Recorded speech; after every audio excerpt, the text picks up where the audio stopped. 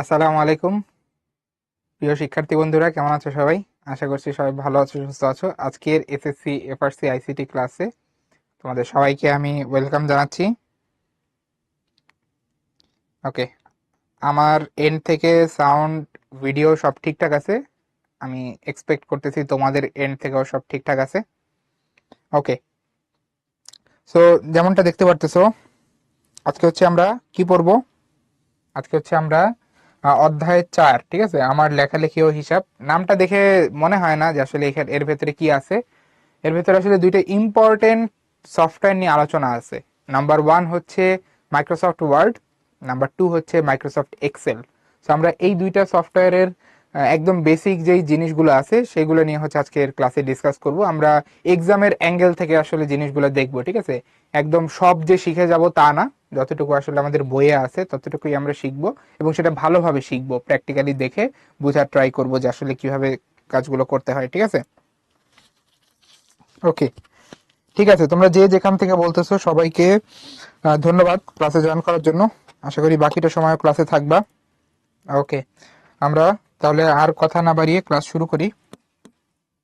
Already আমাদের 7 minute পার হয়ে গেছে, আর দেরি করতে চাচ্ছি না। ঠিক আছে, তো দেখো আমাদের একদম শুরুতে ওয়ার্ড প্রসেসরের গুরুত্ব নিয়ে কিছু কথা বলা আছে, ঠিক আছে। যে ওয়ার্ড প্রসেসর আমরা কেন ইউজ করব। যে ধরো তুমি তোমার আম, বন্ধুকে একটা লেটার লিখবা, ঠিক আছে। সো ওই লেটারটা তুমি কাগজে কলমে না লিখে চাইলে হচ্ছে এই মাইক্রোসফট ওয়ার্ড প্রসেসর দিয়ে খুব সুন্দর করে টাইপ করে লিখতে পারো, এবং পরবর্তীতে চাইলে সেটাকে প্রিন্ট করতে পারো, বা চাইলে ইমেল করে পাঠিয়ে দিতে পারো। সো কাগজে কলমে আমরা যে লেখালেখি করি ওইগুলাই কম্পিউটারে করার জন্য এই সফটওয়্যারটা, বুঝতে পারছো। এটা কিন্তু তোমাকে আজ হোক বা কাল ইউজ করতেই হবে। আমি একদম গ্যারান্টি দিয়ে বলতে পারি এটা তোমাকে ইউজ করতেই হবে, আজ বা কাল। বিভিন্ন কাজে এটা লাগে। যেমন এই যে অনেকগুলো এক্সাম্পল এখানে দেওয়া আছে, তোমরা একটু পড়লেই বুঝবা যে আসলে এটার গুরুত্ব কেন এত বেশি। তুমি যেই কাজেই যাও তোমার এই মাইক্রোসফট ওয়ার্ডের যে বেসিক নলেজ সেটা লাগবে, বুঝতে পারছো। ওকে, তাহলে আমরা একদম বেসিক জায়গাটা ক্লিয়ার করলাম যে আসলে কেন আমাদের মাইক্রোসফট ওয়ার্ড লাগে। ওকে, এরপর আমরা একটু ওয়ার্ড প্রসেসর সফটওয়্যারটা ওপেন করার ট্রাই করি, ঠিক আছে, যেটা আমরা আজকে আমাদের পুরো ক্লাসে ইউজ করব, ঠিক আছে। ওকে, তো খেয়াল করো, মাইক্রোসফট ওয়ার্ড প্রসেসর সফটওয়্যারটা ওপেন করার জন্য তোমরা তোমাদের কম্পিউটারের স্টার্ট বাটনে গিয়ে এমএস ওয়ার্ড এটা লিখলেই দেখো চলে আসবে। যাদের হচ্ছে উইন্ডোজ অপারেটিং সিস্টেম আছে কম্পিউটারে, তাদের এই সফটওয়্যারটা বিল্ট ইন থাকে, মানে তোমার কষ্ট করে ইনস্টল করতে হবে না, এটা অলরেডি দেওয়া আছে তোমার কম্পিউটারে। ওকে, তুমি জাস্ট সার্চ করে ওপেন করবা। আমি যদি ওপেন করি, এই যে দেখতে পারতেছো এখানে একদম শুরুতে ওপেন করার পর যেই চেহারাটা আসতেছে সেটা হচ্ছে এরকম, ঠিক আছে, সেটা হচ্ছে এরকম। তো এখান থেকে তুমি যেটা করতে পারো সেটা হচ্ছে যে নতুন করে তুমি একটা ডকুমেন্ট ওপেন করতে পারো। আমরা তোমার মাইক্রোসফট ওয়ার্ডে যেই লেখালেখি গুলো করি ওই লেখালেখি গুলো যেই ফাইলে জমা থাকে ওইটাকে আমরা বলি ডকুমেন্ট ফাইল, বুঝতে পারছো, ডকুমেন্ট ফাইল। ওকে, তো তুমি চাইলে নতুন একটা ডকুমেন্ট ফাইল তৈরি করতে পারো এখান থেকে, যে ব্ল্যাঙ্ক ডকুমেন্টে ক্লিক করে, অথবা তুমি তোমার কম্পিউটারে আগে থেকে তৈরি করা কোনো ডকুমেন্ট ফাইল ওপেন করতে পারো। এই যে তার জন্য ওপেন বাটনে ক্লিক করতে হবে। তো আমি ধরো নতুন কোনো ডকুমেন্ট তোমার তৈরি করব, তার জন্য আমি তাহলে কি করব, এই যে ব্ল্যাঙ্ক ডকুমেন্টে দুইবার ক্লিক করব, তাহলে দেখো এই যে আমার সামনে মাইক্রোসফট ওয়ার্ড প্রসেসরের যেই অ্যাকচুয়াল চেহারাটা সেটা চলে আসবে, ইন্টারফেসটা চলে আসবে। এইখানে এখন আমি এই যে লেখালেখির কাজগুলো করতে পারবো, ঠিক আছে। এই যে এই জায়গাতে এখন আমি লেখালেখির কাজ করতে পারবো, বুঝতে পারছো। লেখা ছোট লেখা বড় হবে, সমস্যা নাই, বড় হবে। এটুকু বুঝতে পারছো সবাই, যে কিভাবে তুমি নতুন করে একটা ডকুমেন্ট ক্রিয়েট করবা। ওকে, বুঝতে পারছো তাই না? ঠিক আছে, এরপর তোমার ডকুমেন্ট ক্রিয়েট করার পর আমরা কিছু তোমার বেসিক অপশন এখান থেকে ইউজ করতে পারি। যেমন এই ফাইলটা সেভ করা, বা তোমার নতুন ফাইল ওপেন করা, বা এই মাইক্রোসফট ওয়ার্ড প্রসেসর সফটওয়্যারটা ক্লোজ করে দেওয়া। এই যে বেসিক কাজ যেগুলো আছে এইগুলো আমরা কোথা থেকে পাবো, এই বাটনগুলো আমরা কোথা থেকে পাবো, এই কাজগুলো করার জন্য যে বাটন, সেই বাটনগুলো আছে হচ্ছে তোমার এই যে ফাইল যে নামটা দেখতে পারতেছো না এখানে উপরে, এখানে তুমি উপরে অনেকগুলো নাম দেখতে পাবা। এই পুরো জায়গাটাকে আমরা একসাথে বলি হচ্ছে, এই যে পুরো জায়গাটাকে আমরা একসাথে বলি হচ্ছে রিবন। এইখানে আমাদের অনেক অপশন দেওয়া আছে, আমাদের কাজ করার জন্য এখানে অনেক অপশন দেওয়া আছে। আর নিচে যে পেজ যেটা দেখতে পাচ্ছ, এই পেজের উপরে হচ্ছে আমরা লেখালেখি করব, কিবোর্ড দিয়ে টাইপ করে এই জায়গাতে আমরা লিখবো। আর আমাদের উপরে অনেক অপশন দেওয়া আছে, এগুলো আমরা বিভিন্ন কাজের প্রয়োজনে ইউজ করব। তো দেখো তেমনই একটা অপশন হচ্ছে ফাইল। এই যে ফাইলে যদি তুমি ক্লিক করো, এই যে ফাইলে যদি আমরা ক্লিক করি, আমরা এই জায়গায় সিরিয়ালি অনেকগুলো বাটন দেখতে পাবো। তুমি খেয়াল করো অনেকগুলো বাটন আছে, এই প্রত্যেকটা বাটনই তোমার জন্য ইম্পর্টেন্ট। এইগুলো তোমার পরীক্ষায় আসে, ঠিক আছে, এগুলো পরীক্ষায় আসে। কিভাবে আসে একটু আমি তোমাদেরকে স্লাইড থেকে দেখাই। এই যে দেখো আমাদের বইয়ে দেখবা এরকম একটা টপিক আছে যে অফিস বাটন এবং এর গুরুত্বপূর্ণ অপশন। এই জায়গা থেকে কিন্তু কোশ্চেন আসে, অফিস বাটন এবং এর গুরুত্বপূর্ণ অপশন সমূহ। সো তুমি আমাকে কোশ্চেন করতে পারো যে অফিস বাটন কই আছে। অফিস বাটন আমি যে মাইক্রোসফট ওয়ার্ডের যেই ভার্সনটা ইউজ করতেছি ওইখানে অফিস বাটন নাই, অফিস বাটন নাই। এটা তোমাদের বইয়ে যেটা বলা আছে সেটা হচ্ছে মাইক্রোসফট ওয়ার্ড 2007 ভার্সনের জন্য, ঠিক আছে। তো 2007 ভার্সনে অফিস বাটন ক্লিক করলে এই বাটন মানে অফিস বাটন ক্লিক করার পরে এই অপশনগুলো দেখা যাইতো, এই যে এই অপশনগুলো দেখা যাইতো। প্রত্যেকটা অপশনে আলাদা আলাদা কাজ আছে, ঠিক আছে, এই প্রত্যেকটা অপশনে আলাদা আলাদা কাজ আছে। আমি একটা একটা করে দেখাই। এই দেখো আমাদের এই অফিস বাটনের যে অপশনগুলো এখানে লেখা ছিল এইগুলাই আমার এই ভার্সনের জন্য, আমার কম্পিউটারে ইনস্টল করা মাইক্রোসফট ওয়ার্ডের এই ভার্সনের জন্য, যেটা আপডেটেড ভার্সন, এটার জন্য হচ্ছে যে ফাইল এই জায়গায় ক্লিক করলে, ফাইল ট্যাবের এই জায়গায় ক্লিক করলে তারপর আসে, ঠিক আছে। তো তোমরা কেউ পেঁচাও না, দুইটা একই জিনিস। তোমাদের বইয়ে যেটা লেখা ওইটা হচ্ছে মাইক্রোসফট ওয়ার্ডের আগের ভার্সনের জন্য, আর আমি তোমাদেরকে দেখাবো হচ্ছে মাইক্রোসফট ওয়ার্ডের এই লেটেস্ট ভার্সনটা ইউজ করে, ঠিক আছে। সো দুইটার মধ্যে কেউ পেঁচায় রেখো না, ঠিক আছে, পেঁচায় রেখো না। ওকে, তো এই যে দেখো আমি এই যে ফাইলে ক্লিক করলে এই অপশনগুলো পাচ্ছি। এই অপশনগুলোর কথাই আমাদের বইয়ে লেখা আছে এইভাবে যে মাইক্রোসফট ওয়ার্ডের অফিস বাটন ক্লিক করার পর এই অপশনগুলো আসে। আচ্ছা, তো আমরা এখন অপশনগুলো একটু দেখি। তো খেয়াল করো আমাদের উপরে আছে হোম অপশন আছে, এরপরে আছে নিউ। এই যে নিউ অপশনে তুমি যদি ক্লিক করো তাহলে নতুন করে একটা ডকুমেন্ট ফাইল ওপেন হবে, নতুন করে একটা ডকুমেন্ট ফাইল ক্রিয়েট হবে, ঠিক আছে। এরপর ওপেন বাটনে ক্লিক করলে বা ওপেন অপশনে ক্লিক করলে তোমার হচ্ছে কম্পিউটারে আগে থেকে তৈরি করে রাখা কোনো ডকুমেন্ট ফাইল হচ্ছে ওপেন করার সুযোগ তৈরি হবে, ঠিক আছে। আচ্ছা, তাহলে এই যে নিউ ওপেন এই দুইটা জিনিস আমরা সবাই বুঝছি। নিউ দিয়ে হচ্ছে নতুন ফাইল তৈরি করা যায়, আর ওপেন দিয়ে হচ্ছে আগে থেকে তৈরি করা কোনো ফাইল আবার নতুন করে এডিট করার জন্য ওপেন করা যায়, ঠিক আছে। তাহলে নিউ আর ওপেন বুঝলাম। এরপরে খেয়াল করো আমাদের এই যে নিচে আরো কিছু ইম্পর্টেন্ট অপশনের কথা বলা আছে। তার মধ্যে প্রথমটা হচ্ছে সেভ, আর তার নিচেই দেখো আছে সেভ অ্যাজ। সেভ আর সেভ অ্যাজ কিন্তু ডিফারেন্ট, ঠিক আছে, সেভ আর সেভ অ্যাজ ডিফারেন্ট।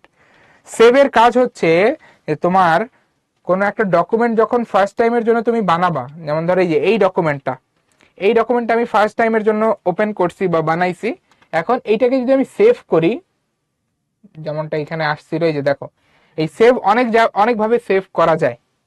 যেমন এই যে সেভ করার জন্য উপরেও একটা শর্টকাট বাটন দিয়ে দেওয়া আছে, এইখান থেকে তুমি চাইলে সেভ করতে পারো, অথবা তুমি ফাইলের এইখানে গিয়ে তুমি এই অপশনটা ক্লিক করে সেভ করতে পারো, অথবা তুমি কিবোর্ডের কন্ট্রোল+S, কিবোর্ডের কন্ট্রোল+S, ঠিক আছে, কন্ট্রোল+S এই বাটনগুলো ইউজ করেও তুমি কিন্তু চাইলে কি করতে পারো, তুমি হচ্ছে সেভ করতে পারো, ঠিক আছে। এটা হচ্ছে কিবোর্ড শর্টকাট। তো তুমি যদি এই সেভ অপশনে ক্লিক করো তাহলে দেখবা প্রথমবারের জন্য তুমি যখন একটা ফাইল ক্রিয়েট করার পরে সেভ করতে যাবা, একদম প্রথমবারের জন্য যখন তুমি কোনো একটা ফাইল ক্রিয়েট করার পরে সেভ করতে যাবা, তখন তোমাকে এই ঘরগুলো পূরণ করতে হবে। সেই ঘরের মধ্যে কি কি দিতে হবে দেখো। প্রথম ঘরে তোমার কাছে যেটা চাচ্ছ সেটা হচ্ছে তোমার ফাইলের নাম, অর্থাৎ তুমি যে ফাইলটা সেভ করতে চাচ্ছ, যেটা মাত্র বানাইছো, এই ফাইলটার নাম কি হবে। তো ধরো আজকে ক্লাস যেহেতু আমাদের আইসিটির সেকেন্ড ক্লাস, আমি এইটার নাম দিলাম ICT02। এই যে এই ফাইলের নাম দিলাম ICT02। এইটা হচ্ছে একটা জিনিস যেটা তোমাকে এখানে দিতে হবে।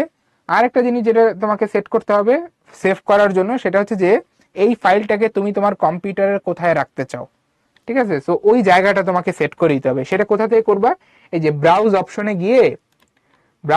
গিয়ে তুমি ঠিক করে দিতে পারো যে তুমি তোমার এই ফাইলটা কোথায় রাখবা। যেমন ধরো আমি যে ডকুমেন্টস যে ফোল্ডার আছে আমার কম্পিউটারে, ওই ডকুমেন্টস ফোল্ডারের ভেতরে আমি ধরো আমার এই ফাইলটাকে তৈরি করে সেভ করে রাখতে চাই, তাহলে আমি যদি ডকুমেন্টস অপশনটা সেট করার পর বা সিলেক্ট করার পরে যদি সেভ দেই, তাহলে এই যে আমাদের এটা সেভ হবে। আচ্ছা, এর আগের একটা ফাইল আমার বানানো আছে, এটা ডিলিট করে দিই, এটা আগের ক্লাসে বানানো হয়েছিল।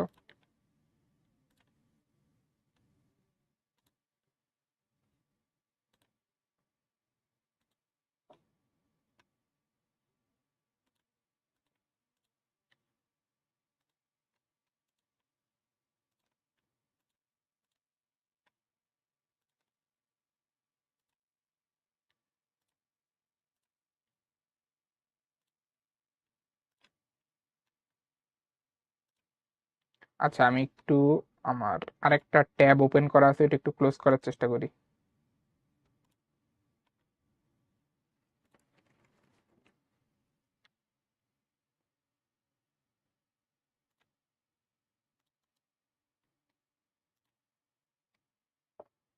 ওকে, ঠিক আছে।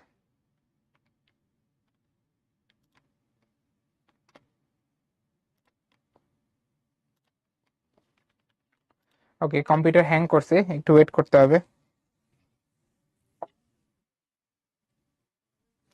কুইজ আছে, কুইজ একটু ওয়েট করতে হবে।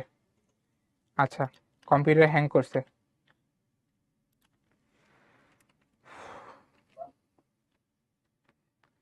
আমি ওয়ার্ডই পুরো বন্ধ করে দিব। ডোন্ট সেভ, ওকে, ঠিক আছে। হ্যাঁ, ঠিক আছে। আমার একটু করা লাগছে, ওই আগের যেই ফাইলটা আমি বানাইছিলাম আগের ক্লাসের জন্য, ওইটা একটু করা লাগছে, ডিলিট করা লাগছে, ঠিক আছে, এবং ওই ট্যাবটা ক্লোজ করা লাগছে, ঠিক আছে। তো এই যে দেখো, যেখানে ছিলাম ওখান থেকে শুরু করি। তো আমি যে নামটা দিলাম ICT02, ঠিক আছে। আর এই যে আমি লোকেশনটা দিচ্ছি হচ্ছে তোমার ডকুমেন্ট ফোল্ডার। কই ডকুমেন্ট ফোল্ডার কই গেল, এই যে ডকুমেন্ট ফোল্ডার, এইখানে হচ্ছে আমি সেভ করে রাখতে চাই, ঠিক আছে। এই যে আমার এই ফাইলটা ডিলিট করে দিই, যেটা আগের ক্লাসের জন্য বানাইছিলাম, এটা ডিলিট করে দিই। হ্যাঁ, ডিলিট হয়ে গেছে, এখন সেভ হয়ে যাবে। ওকে, তো আমাকে আগে ওয়ার্নিং দিচ্ছিল, কারণ একই নামে দুইটা ফাইল আছে, তো এই কারণে ওয়ার্নিং দিচ্ছিল। ওকে, তো আমি যে ডকুমেন্টস ফোল্ডারটা সিলেক্ট করলাম, এখন যদি সেভ দেই, দেখো এই যে সেভ হয়ে গেছে, দেখো এই যে উপরে নাম দেখাচ্ছে, ঠিক আছে, ICT02, ঠিক আছে, এই নামটা দেখাচ্ছে। তো এই যে আমার ফাইলটা হচ্ছে সেভ হয়ে গেছে। আচ্ছা, এখন এইটা হচ্ছে ফার্স্ট টাইম সেভ করার জন্য, এটা হচ্ছে তোমার ফার্স্ট টাইম কোনো একটা ডকুমেন্ট ফাইল সেভ করার জন্য আমরা যেটা করি যে সেভ অপশন ক্লিক করি ফার্স্ট টাইম সেভ করার জন্য, মানে প্রথমবারের জন্য সেভ করার জন্য।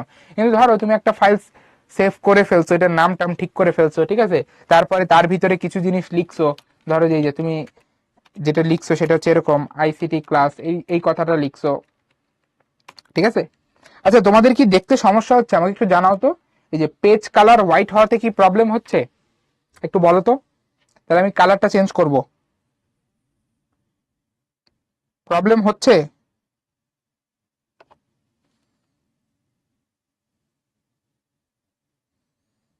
আচ্ছা, প্রবলেম হচ্ছে না, আমি তাহলে এটা কালো করে দিই, পেজ কালার চেঞ্জ করি, তাহলে পেজ কালার কালো করে দিই। ওকে, ঠিক আছে। এখন এখন বোঝা যাচ্ছে না? এখন তো বোঝা যাচ্ছে, তাই না? এখন ঠিক আছে না? ওকে, ঠিক আছে। তাহলে আমরা হচ্ছে এই যে পেজ কালারটা একটু জাস্ট চেঞ্জ করছি, ঠিক আছে। তো এই যে ধরো যে ডকুমেন্টের ভেতরে আমি যে লেখালেখি করলাম কিছু, এখন এই জিনিসটাকে যদি আমি সেভ করতে চাই, তাহলে আমি কি করতে পারি, এই যে লেখালেখি করার পরে যে চেঞ্জটা হয়েছে, এই চেঞ্জটাকে যদি আমি সেভ করতে চাই, তাহলে কি করতে পারি, এই যে আমি জাস্ট সেভ বাটনে ক্লিক করব। এটা অনেকভাবে করতে পারি, এই যে উপরে এখানে ক্লিক করে করতে পারি, কিবোর্ডের Ctrl+S চেপে করতে পারি, অথবা এই যে ফাইলের এখান থেকে আমি সেভ চেপে করতে পারি। তাহলে দেখো, এইবার যদি তুমি সেভ চাপো, দেখো এইবার যদি তুমি সেভ বাটনে চাপ দাও, তাহলে দেখবা এইবার কিন্তু আর আগের মতো তোমার কাছে ফাইলের নাম, ফাইলের লোকেশন এগুলো জানতে চায় নাই, ওটা শুধুমাত্র প্রথমবারের জন্যই জানতে চাবে। একদম প্রথমবার ফ্রেশ তুমি ফাইলকে যখন ফ্রেশ কোন একটা ফাইলকে যখন সেভ করতে যাবা, তখনই তোমার কাছে কি চাবে, ফাইলের নাম আর হচ্ছে ফাইলের লোকেশন জানতে চাবে। বাট এরপর তুমি যখন সেভ করবা, ও তো জানেই ফাইলের নাম কি, ফাইলের লোকেশন কি। ওই জায়গায় জাস্ট তুমি যা যা এখানে লিখছো ওগুলো নতুন করে, মানে লেটেস্ট যা যা তুমি এখানে চেঞ্জ করছো ওগুলোকে ও সেভ করে রাখবে, ঠিক আছে। এইটাই, এটা হচ্ছে সেভের কাজ। আচ্ছা এইবার আসো সেভ অ্যাজ এর কাজ কি। যে সেভ অ্যাজ তোমরা নিচে দেখছো না, যে সেভ অ্যাজ, সেভ অ্যাজ হচ্ছে যে আমরা একটা ফাইলকে সেভ করে ফেলছি। লেটস সে আমরা একটা ফাইলকে সেভ করে ফেলছি, যেমনটা এখানে করছি। এই ফাইলটাকে আমরা যদি এখন চাই ভিন্ন নামে ভিন্ন কোথাও রাখতে, তখন আমরা যেই অপশনটা ইউজ করব সেটা হচ্ছে সেভ অ্যাজ। তুমি ধরো একটা ফাইল বানায় ফেলছো, ফাইল সেভ করে ফেলছো, যেমনটা আমি এখানে করছি, সেভ করে ফেলছি। এখন এই ফাইলটাই আমি যদি ভিন্ন নামে ভিন্ন লোকেশনে আবার নতুন করে সেভ করতে চাই, তাহলে আমি যেই অপশনটা ক্লিক করব সেটা হচ্ছে সেভ অ্যাজ। এই দেখো সেভ অ্যাজ দিলে ওই যে আমাকে আবার এই ফাইলের নাম নতুন করে সেট করার অপশন দেখাচ্ছে এবং লোকেশন সেট করার আবার নতুন করে অপশন দেখাচ্ছে। সো সেভ অ্যাজ দিলে তুমি কি করতে পারো, তোমার ফাইলকে নতুন নামে নতুন জায়গায় আবার সেভ করতে পারো। বুঝতে পারছো? তাহলে সেভ আর সেভ অ্যাজ এর মধ্যে পার্থক্য ক্লিয়ার। সেভ হচ্ছে আমরা একদম প্রথম যখন সেভ করি তখন আমরা সেভের ভেতরে দুইটা অপশন পাই, সেটা হচ্ছে যে ফাইলের নাম কি হবে এবং ফাইলের লোকেশন কি হবে সেটা সেট করতে পারি। আর পরবর্তীতে যখন আমরা সেভ বাটনে ক্লিক করি তখন যেটা হয় যে আমরা ফাইলের ভেতরে যা যা চেঞ্জ করছি সেই চেঞ্জগুলো স্টোর হয়ে যায় ওই জায়গায়। আর সেভ অ্যাজ দিলে কি হয়, সেভ অ্যাজ দিলে যেটা হয় সেটা হচ্ছে যে তোমার ফাইলের তুমি যদি জায়গা চেঞ্জ করতে চাও বা তুমি যদি ফাইলের নাম চেঞ্জ করতে চাও তাহলে সেইটা তুমি করতে পারো সেভ অ্যাজ দিয়ে। বুঝতে পারছো? ওকে, তাহলে এই দুইটা জিনিস আমাদের আশা করি বোঝা গেছে, পার্থক্যটা আশা করি বোঝা গেছে, ঠিক আছে। তো আমি স্লাইডে ব্যাক করতেছি। ওকে, তো খেয়াল করো আমাদের এই যে এখানে সুন্দর মতো এই পয়েন্টগুলোই লেখা আছে, এই যে কোন অপশনের কাজ কি, এটা কিন্তু ইম্পর্টেন্ট, পরীক্ষায় আসে, ঠিক আছে। বিশেষ করে যে সেভ আর সেভ অ্যাজ এর মধ্যে পার্থক্যটা কিন্তু এখানে আসে, ঠিক আছে। এই যে আমি যা বলছি এগুলোই লেখা আছে, খেয়াল করো। ওকে, তো আমরা সামনে আগাই। আমাদের নেক্সটে তোমার যেই টপিকগুলো আছে সেগুলো হচ্ছে যে আমরা কিভাবে মাইক্রোসফট ওয়ার্ড ব্যবহার করে বিভিন্ন লেখালেখির কাজ করতে পারি, বিভিন্ন জিনিসপত্র অ্যাড করতে পারি, ঠিক আছে। এগুলো দেখবো আমরা। সো লেখালেখির কাজ করার জন্য একদম বেসিক যে স্টেপটা তোমাকে প্রথমেই ফলো করতে হয় সেটা হচ্ছে যে তোমার লেখালেখির জন্য যে ফন্ট তুমি সিলেক্ট করবা, ঠিক আছে, এবং এর সাইজ এবং যেই রং তুমি সিলেক্ট করবা, ঠিক আছে, সেটা তোমাকে সেট করে দিতে হয়। তুমি যেই ফন্ট এবং তুমি যে সাইজ কালার চাও এইগুলো তোমাকে একদম শুরুতেই সেট করে দিতে হয়। ফন্ট কি, ফন্ট হচ্ছে যেই স্টাইলে আমি লেখাটাকে এখানে দেখাতে চাই, আমার ওয়ার্ড প্রসেসরে যেই স্টাইলে আমি বা যেই ল্যাঙ্গুয়েজে আমি আমার লেখাটাকে দেখাতে চাই, ঠিক আছে, সেটা সেট করা। যেমন খেয়াল করো এইখানে যে লেখাটা আসছে এইটা একটা নির্দিষ্ট স্টাইলে আসছে, আমি চাইলে এই স্টাইলটা চেঞ্জ করতে পারি। সেটা কোথা থেকে, সেটা হচ্ছে তোমার এই যে উপরের যে জায়গাটা আছে না, যেটাকে আমরা রিবন বলতেছি, রিবন, এই যে পুরো জায়গা উপরের এই পুরো জায়গাটা হচ্ছে রিবন। এই রিবনের মধ্যে দেখো অনেকগুলো ট্যাব আছে, এই যে ফাইল একটা ট্যাব, হোম একটা ট্যাব, ইনসার্ট, ড্র, এই প্রত্যেকটা এক একটা ট্যাব, ঠিক আছে। এখন এই আমরা আছি কোথায়, আমরা আছি হোম ট্যাবে। তুমি খেয়াল করো হোম ট্যাবে অনেকগুলো আলাদা আলাদা গ্রুপ আছে। এই যে এটা একটা গ্রুপ ক্লিপবোর্ড নামে, এইটা একটা গ্রুপ ফন্ট নামে, ঠিক আছে। আমি একটু মার্ক করি, এগুলো একটু মার্ক করি। এই দেখো আমাদের এই যে যে উপরের পুরো জায়গাটা, উপরের এই পুরো জায়গাটাকে আমরা বলতেছি হচ্ছে, এই পুরো জায়গাটাকে আমরা বলতেছি হচ্ছে তোমার রিবন। এই পুরো জায়গাটা হচ্ছে আমাদের রিবন, ঠিক আছে। এই পুরো জায়গাটা হচ্ছে আমাদের রিবন। এরপর আমাদের এই যে যে রিবনের ভেতরে দেখো অনেকগুলা আলাদা আলাদা বাটনের মতো আছে, এইগুলাকে আমরা বলতেছি হচ্ছে এক একটা ট্যাব, ট্যাব। এরপর ট্যাবের ভেতরে দেখো প্রত্যেকটা ট্যাবের ভেতরে আবার আলাদা আলাদা কিছু সেকশন আছে, এইগুলাকে আমরা বলতেছি গ্রুপ। এই দেখো হোম ট্যাবের ভেতরে কি কি আছে, অনেকগুলো গ্রুপ আছে। এই যে এইটা একটা গ্রুপ, এইটা একটা গ্রুপ, এই গ্রুপের নাম হচ্ছে ফন্ট, এই গ্রুপের নাম হচ্ছে ফন্ট। এই যে এটা একটা গ্রুপ, এই গ্রুপের নাম হচ্ছে ফন্ট। বুঝতে পারছো? ঠিক আছে। সো আমরা যখন আমাদের এই লেখার স্টাইল, মানে ধরো এটা কি কোন স্টাইলে আমি এখানে প্রেজেন্ট করতে চাই, আইসিটি ক্লাস যে লেখাটা আমি লিখছি এটাকে আমি কোন স্টাইলে প্রেজেন্ট করতে চাই, হ্যাঁ, সেই স্টাইলটা আমি সিলেক্ট করব কোন জায়গা থেকে, এই যে এই জায়গা থেকে। এইটাকে বলা হয় ফন্ট স্টাইল। এই যে এই জায়গাটাকে আমরা বলি ফন্ট স্টাইল। তুমি দেখো এইখানে যদি আমি যাই তাহলে দেখবা অনেকগুলো ফন্ট স্টাইল এখানে দেখাবে। এই দেখো অনেকগুলো ফন্ট স্টাইল। তো আমি যেই ফন্ট স্টাইল সিলেক্ট করব ওই স্টাইলে হচ্ছে লেখাগুলো এখানে প্রেজেন্ট হবে। অনেকগুলো বাংলা আছে, অনেকগুলো ইংলিশ আছে, ঠিক আছে, এরকম অনেক স্টাইল আছে, অনেক স্টাইল। তুমি তোমার পছন্দ অনুযায়ী একটা স্টাইল ইউজ করতে পারো, ঠিক আছে। তাহলে ওইভাবে লেখাগুলো শো হবে। সবচেয়ে স্ট্যান্ডার্ড যেটা সেটা হচ্ছে টাইমস নিউ রোমান। তো আমি এখানে টাইমস নিউ রোমান ফন্টটা ইউজ করব। তো আমি যদি আমার লেখাটাকে সিলেক্ট করে এই যে টাইমস নিউ রোমান দিয়ে এন্টার দেই, তাহলে আমাদের লেখাটা টাইমস নিউ রোমানেই আসতেছে, ঠিক আছে, টাইমস নিউ রোমানেই আসতেছে। ওকে, তাহলে এই হচ্ছে টাইমস নিউ রোমান। তুমি যদি অন্য কোনো ফন্ট দিতা তাহলে অন্য স্টাইলে আসতো। যেমন দেখো এই যে এইটা একটা ফন্ট, এটা যদি দেখছো দেখছো আমার লেখাটা কিন্তু ভিন্ন একটা স্টাইলে আসতেছে। ওকে, তো আমি টাইমস নিউ রোমানই রাখি। ওকে, এখন আরেকটা যেই জায়গা আছে সেটা হচ্ছে যে ফন্ট সাইজ, অর্থাৎ আমার লেখার সাইজ কেমন হবে, যে আমার লেখা যেটা আছে এটার সাইজ। তো ফন্ট সাইজ সিলেক্ট করতে হয় এই যে আমাদের স্টাইলের পাশের যে নাম্বারের ঘরটা আছে এখান থেকে হচ্ছে ফন্ট সাইজ সিলেক্ট করা যায়। আমি যদি একটু ক্লিক করে দেখাই, এই দেখো এই ভেতরে অনেকগুলো নাম্বার তুমি দেখতে পারতেছো না, এই যে লিস্ট আকারে, এই প্রত্যেকটা নাম্বার হচ্ছে ফন্টের সাইজ নির্দেশ করতেছে। যেমন আমি যদি এখানে 20 সাইজ দেই, তাহলে দেখো আমার লেখাটা একটু বড় হয়ে আসতেছে। আমি যদি 36 দিই আরো বড় হয়ে আসতেছে। তার মানে তুমি যত বেশি দিবা তত বড় সাইজ এখানে তোমার আসবে লেখার, ঠিক আছে। আমি চাইলে যে কোনো একটা নাম্বার এখানে সেট করতে পারি। লেটস আমি 20 দিলাম, ঠিক আছে, বা আমি ধরো যে 14.5 দিলাম, তাহলে যে বুঝতেই পারতেছো একটা মোটামুটি বড় সাইজ এখানে সেট হবে, ঠিক আছে। তো তুমি চাইলে তোমার পছন্দ মতো এখানে দিতে পারো, নাম্বার দিতে পারো, ঠিক আছে। তাহলে এই লেখাটা হচ্ছে এখানে আমি কোন ফন্টে দিব, তার সাইজ কত হবে সেটা সেট করতে পারি। আরেকটা জিনিস আরেকটা হচ্ছে যে ফন্টের কালার, অর্থাৎ আমার লেখাটা কোন কালারে আমি প্রেজেন্ট করতে চাই সেই কালারটা আমি সেট করতে পারি। যে এখান থেকে খেয়াল করছো, এই যে এটা হচ্ছে ফন্ট কালার। কারণ আমি যদি এটা সিলেক্ট করে তোমার হলুদ দেই তাহলে দেখো যে আমার পুরো লেখাটা হলুদ কালারে আসতেছে, বুঝতে পারছো। তাহলে এই হচ্ছে তিনটা খুবই বেসিক কাজ, যে আমরা কিভাবে আমাদের লেখার ফন্ট স্টাইল ঠিক করতে পারি, সাইজ ঠিক করতে পারি এবং ফন্ট কালার ঠিক করতে পারি, ঠিক আছে। সেটা কোথা থেকে করতে হয় কি দেখলাম। সেটা করার জন্য আমাদের কোথায় যেতে হয়, প্রথমে যেতে হয় রিবনে। রিবন থেকে আমরা কোথায় যাব, হোম ট্যাবে। হোম ট্যাব থেকে কোথায় যাব, ফন্ট গ্রুপে। এই যে ফন্ট গ্রুপে আমাদের ফন্ট স্টাইল, সাইজ, কালার এগুলো আছে, ঠিক আছে। তাহলে আশা করি তোমরা ধরতে পারছো যে কোনটার পরে কোনটা ফলো করে এই কাজটা করতে হয়, ঠিক আছে। তো এখানে তোমাদের এই চিত্রেও দেখানো আছে, কোথায় কোথায় কি আছে, ঠিক আছে। আমি যেটা প্র্যাকটিক্যালি মাত্র দেখাইলাম।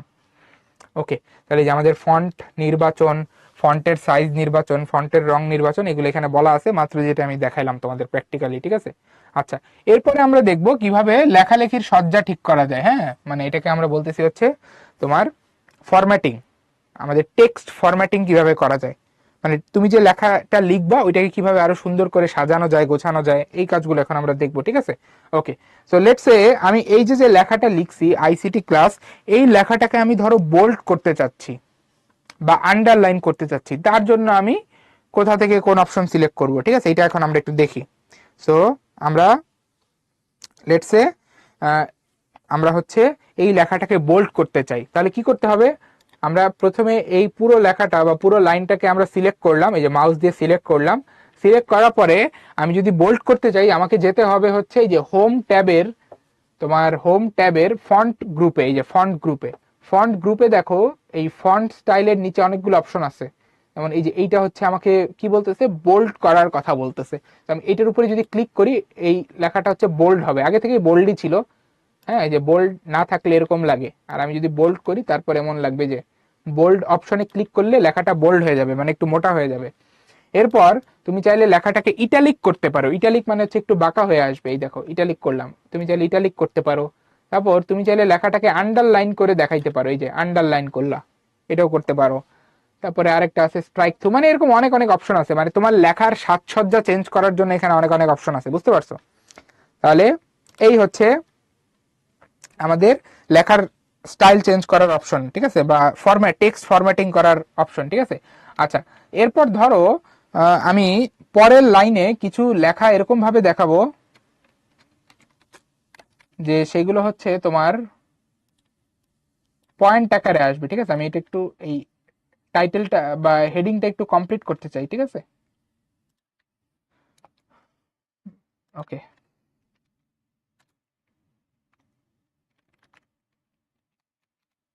ওকে। তো এইটা ধরো যে আমার হেডিং আইসিটি ক্লাসের টপিকগুলো, হ্যাঁ, এটা হচ্ছে আমরা হেডিং আকারে এখানে সেট করছি। ওকে, এখন এর পরের যেই লাইনগুলোতে আমি লেখাগুলো এখানে লিখবো সেগুলোকে আমি হচ্ছে এখানে সিরিয়াল আকারে ধরো দেখাতে চাই, তাহলে তার জন্য কি অপশন আছে আমার কাছে? আমি এইখানে এখন যে লাইনগুলো লিখবো এগুলোকে সিরিয়াল আকারে দেখাতে চাই। তো সিরিয়াল করার জন্য তোমার হাতে দুইটা অপশন আছে। একটা হচ্ছে তুমি চাইলে এই বুলেট দিয়ে সিরিয়াল করতে পারো, অথবা তুমি চাইলে নাম্বার ইউজ করে সিরিয়াল করতে পারো, ঠিক আছে। তাহলে তুমি সিরিয়াল করার জন্য তোমার লেখাকে সিরিয়ালি দেখানোর জন্য তুমি দুইটা অপশন ইউজ করতে পারো। একটা হচ্ছে বুলেট পয়েন্ট করা, এই যে বুলেট পয়েন্ট করা, আর আরেকটা হচ্ছে তোমার কি করা, এই যে নাম্বার ইউজ করা, নাম্বারিং করা, ঠিক আছে।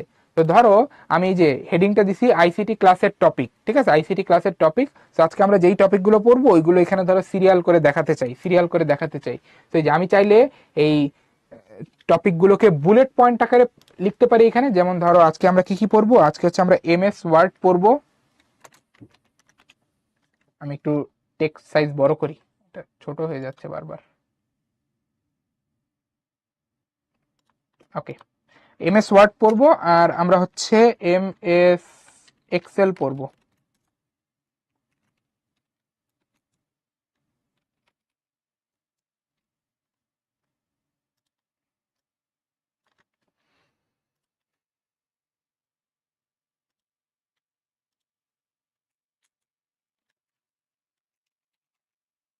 ওকে, তো খেয়াল করছো এই যে আমরা দুইটা টপিক এখানে লিখছি, ঠিক আছে, এবং এই দুইটা টপিক বা দুইটা লাইন কিন্তু এখানে সিরিয়াল আকারে আসছে। কিভাবে? এই যে বুলেট পয়েন্ট দিয়ে এখানে সিরিয়াল আকারে আসছে। কেন? কারণ এই যে আমরা এখানে বুলেট পয়েন্ট অপশনটা সিলেক্ট করছি। এই যে আমি একটু মাউসের কার্সরটা এখানে নিয়ে রাখি, দেখো এই যে বুলেট। তো তুমি যদি তোমার লেখার মধ্যে এরকম বুলেট পয়েন্ট করতে চাও তাহলে তুমি যে বুলেট অপশনটা সিলেক্ট করবা, ঠিক আছে। বুলেট অপশন সিলেক্ট করলে তোমার লেখাগুলো এরকম বুলেট পয়েন্ট হয়ে আসবে, ঠিক আছে। আচ্ছা, এখন তুমি যদি চাও যে না আমি বুলেট পয়েন্ট করে না, আমি নাম্বার দিয়ে দিয়ে লিখতে চাই, যেমন এইটাকে আমি 1 নম্বর, এটাকে 2 নম্বর, এইভাবে নাম্বারিং করে করে আমি আমার লেখাগুলোকে পয়েন্ট করতে চাই, তাহলে তার জন্য কি অপশন? এই যে তুমি তোমার লেখাগুলো নাম্বারিং করতে চাইলে এই যে নাম্বারিং যে অপশনটা আছে, এই যে প্যারাগ্রাফ গ্রুপের মধ্যে, আমাদের হোম ট্যাবের প্যারাগ্রাফ গ্রুপের মধ্যে নাম্বারিং যে অপশনটা আছে, মানে বুলেট অপশনের ঠিক পাশে, এই যে এটা হচ্ছে বুলেট অপশন, তার পাশে নাম্বারিং অপশন। তো তুমি যদি নাম্বারিং অপশন ক্লিক করো, দেখো এই যে আমাদের এখন লেখাগুলো পয়েন্ট আকারে, নাম্বার দিয়ে পয়েন্ট আকারে আসতেছে। তো এইভাবে আমাদের অনেক সময় যে লিস্ট করতে হয় না লেখায়, ঠিক আছে, সিরিয়াল করতে হয়, লিস্ট করতে হয়। সো ওই সিরিয়ালিং করার কাজে আমরা এই বুলেট বা নাম্বার ইউজ করতে পারি, ঠিক আছে। এবং এইগুলোর ভেতরেও তুমি অনেক অপশন পাবা, যেমন এই যে তুমি সিরিয়ালটা কোন ভাবে করবা, এইভাবে, এইভাবে নাকি এইভাবে, এরকম বিভিন্ন অপশন আছে। তো তুমি চাইলে তোমার পছন্দ অনুযায়ী এখানে স্টাইল সেট করতে পারো সিরিয়াল করার, ঠিক আছে।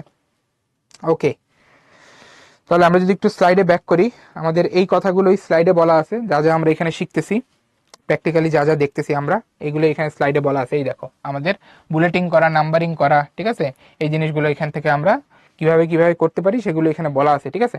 ওকে, আরেকটা জিনিস দেখাই, সেটা হচ্ছে যে লাইন স্পেসিং সেট করা, মানে আমার একটা লাইনের পরে আরেকটা লাইন যে এখানে আসতেছে, এই দুইটার মাঝখানের যে গ্যাপ, এইটাকে আমরা বলি লাইন স্পেসিং। আমি একটু লিখে দেখাই। ওকে, এই যে আমাদের একটা লাইন থেকে আরেকটা লাইনের মাঝখানের যে গ্যাপ, এইটাকে আমরা বলি হচ্ছে লাইন স্পেসিং। এই লাইন স্পেসিং আমরা চাইলে বাড়াইতে পারি বা কমাইতে পারি, ঠিক আছে। তো তার জন্য আমাদের কোথায় যেতে হবে একটু দেখো। এই যে তুমি হচ্ছে এরা দুইটা জায়গা থেকে চেঞ্জ করতে পারো। আমি প্রথমটাই দেখাই শুরুতে। তুমি এই লাইন স্পেসিং দুইটা জায়গা থেকে সেট করতে পারো। একটা হচ্ছে এই যে তুমি হোম ট্যাবের যে প্যারাগ্রাফ গ্রুপ আছে এখান থেকে তুমি লাইন স্পেসিং সেট করতে পারো। এই যে খেয়াল করো, এই যে এই জায়গাটা হচ্ছে লাইন স্পেসিং। এই যে আমি নিয়ে রাখি, মাউসের কার্সর নিয়ে রাখি, দেখতে পাবা এই যে line and paragraph spacing. So আমি যদি এখানে ক্লিক করি, এখান থেকে আমি সেট করতে পারবো যে আমি দুইটা লাইনের মাঝখানের গ্যাপ কতটুকু রাখতে চাই। যেমন দেখো, আমি যদি 2 দেই তাহলে এতটুকু গ্যাপ থাকবে, 2.5 দিলে আরেকটু বেশি, 3 দিলে আরো বেশি, ঠিক আছে। তো বাই ডিফল্ট হচ্ছে 1 দেওয়া থাকে, বাট তোমরা চাইলে এই লাইন স্পেসিং এর ভ্যালু বাড়াইতে পারো বা কমাইতে পারো, বুঝতে পারছো? তো এইভাবে লাইনের ব্যবধান ঠিক করা যায়। আচ্ছা, তো আমাদের এই যে এখানে কিন্তু এই জিনিসটাই বলা আছে যে লাইন ব্যবধান কিভাবে সেট করা যায়, এই অপশনগুলো এখানে দিয়ে দেওয়া আছে, ঠিক আছে? এই কথাগুলো এখানে অ্যাড করা আছে। ওকে, তাহলে আমরা লেখালেখির সাজসজ্জা কিভাবে ঠিক করা যায় মাইক্রোসফট ওয়ার্ডে এটাও দেখলাম, ঠিক আছে? আচ্ছা, নেক্সট দুইটা ইম্পর্টেন্ট, খুবই ইম্পর্টেন্ট জিনিস দেখবো। একটা হচ্ছে টেবিল যোগ করা, আর একটা হচ্ছে তোমার ছবি যোগ করা, খুবই ইম্পর্টেন্ট। এই দুইটাই আমাদের বেশি লাগে, ঠিক আছে? টেবিল যোগ করা এবং ছবি যোগ করা, এই দুটো কেন লাগে? যে তোমার ডকুমেন্টকে তুমি যদি অনেক সুন্দর করে সাজাতে চাও, তাহলে দুইটা জিনিস থাকা বাধ্যতামূলক, একটা হচ্ছে টেবিল আর একটা হচ্ছে ছবি। মানে তুমি ধরো একটা অ্যাসাইনমেন্ট করবা, তোমাকে ধরো ক্লাসে একটা অ্যাসাইনমেন্ট দেওয়া হয়েছে, তোমার অ্যাসাইনমেন্টে যদি ছবি থাকে, তারপরে টেবিল থাকে, তাহলে কি টিচাররা খুশি হয় না? কেন খুশি হয় বলো তো? টিচাররা কেন বলে যে তুমি যখন কোনো পার্থক্য লিখবা তখন টেবিলে লিখবা, বা তুমি যখন কোশ্চেনের অ্যান্সার করবা যদি কোনো ছবি আঁকা যায় ছবি আঁকার চেষ্টা করবা? এই কথাগুলো টিচাররা কেন বলে? বলছে না? অনেক সময় বলছে। এগুলো বলে কারণ তুমি যখন তোমার লেখার মধ্যে ছবি বা টেবিল অ্যাড করো, তখন তোমার লেখাটা পড়তে অনেক সহজ হয়, বা তোমার লেখাটা পড়ে বুঝতে অনেক সহজ হয়, অনেক সুন্দরভাবে উপস্থাপিত হয় তোমার লেখাটা। এই কারণে টিচাররা বলে এই কথাগুলো, ঠিক আছে? তো একই কথা আমাদের ডকুমেন্টের জন্য প্রযোজ্য, মাইক্রোসফট ওয়ার্ডের জন্য প্রযোজ্য। যে আমরা মাইক্রোসফট ওয়ার্ডে যখন লেখালেখি করব, আমাদের তথ্যগুলোকে সুন্দরভাবে উপস্থাপন করার জন্য আমরা হচ্ছে টেবিল যোগ করব। মানে ধরো আমার হচ্ছে দুইটা জিনিসের মধ্যে পার্থক্য দেখাইতে হবে, ঠিক আছে? দুইটা জিনিসের মধ্যে ধরো জীব আর জড়র মধ্যে পার্থক্য দেখাইতে হবে। তো এই জিনিসটা যদি আমি টেবিলের মধ্যে দেখাই, দেখতে অনেক সুন্দর লাগবে। এর পাশাপাশি আমার অনেক সময় দেখা গেছে যে ছবি অ্যাড করে দিলে জিনিসটা বুঝতে সহজ হয়। তো আমি যদি ছবি যোগ করি আমার ডকুমেন্টে, তাহলে যে ডকুমেন্টটা পড়বে তার জন্য বুঝতে সুবিধা হবে, ঠিক আছে? সো এই দুইটা খুবই ইম্পর্টেন্ট কাজ, এই টেবিল যোগ করা আর হচ্ছে ছবি যোগ করা। তো আমরা শুরুতে যেটা দেখবো কিভাবে টেবিল যোগ করতে হয় আমাদের মাইক্রোসফট ওয়ার্ডের মধ্যে। তো আমরা টেবিল যোগ করার কাজটা শুরুতে দেখি। তো খেয়াল করো, টেবিল আমাদের যোগ করার জন্য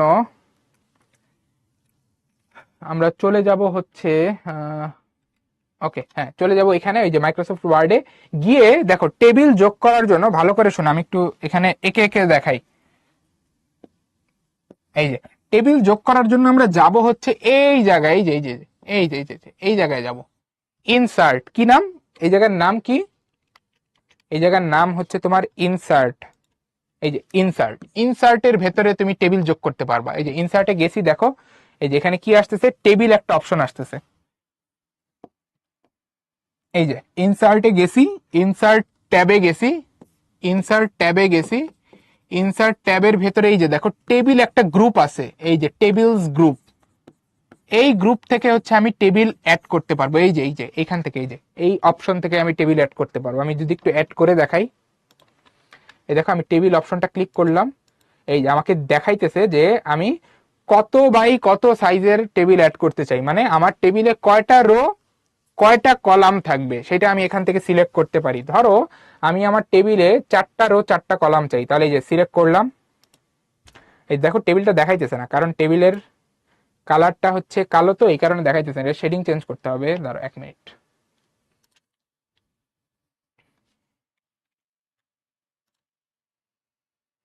তো 4x4 টেবিল, এটা শেডিং এই যে হয়ে আছে, বর্ডার সাদা হয়ে আছে, এটা সাদা করে দিই।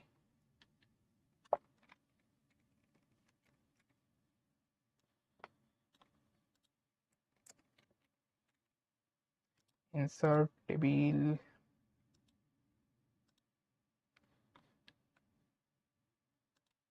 ওকে, এটার শেডিং হচ্ছে, হ্যাঁ ঠিক আছে।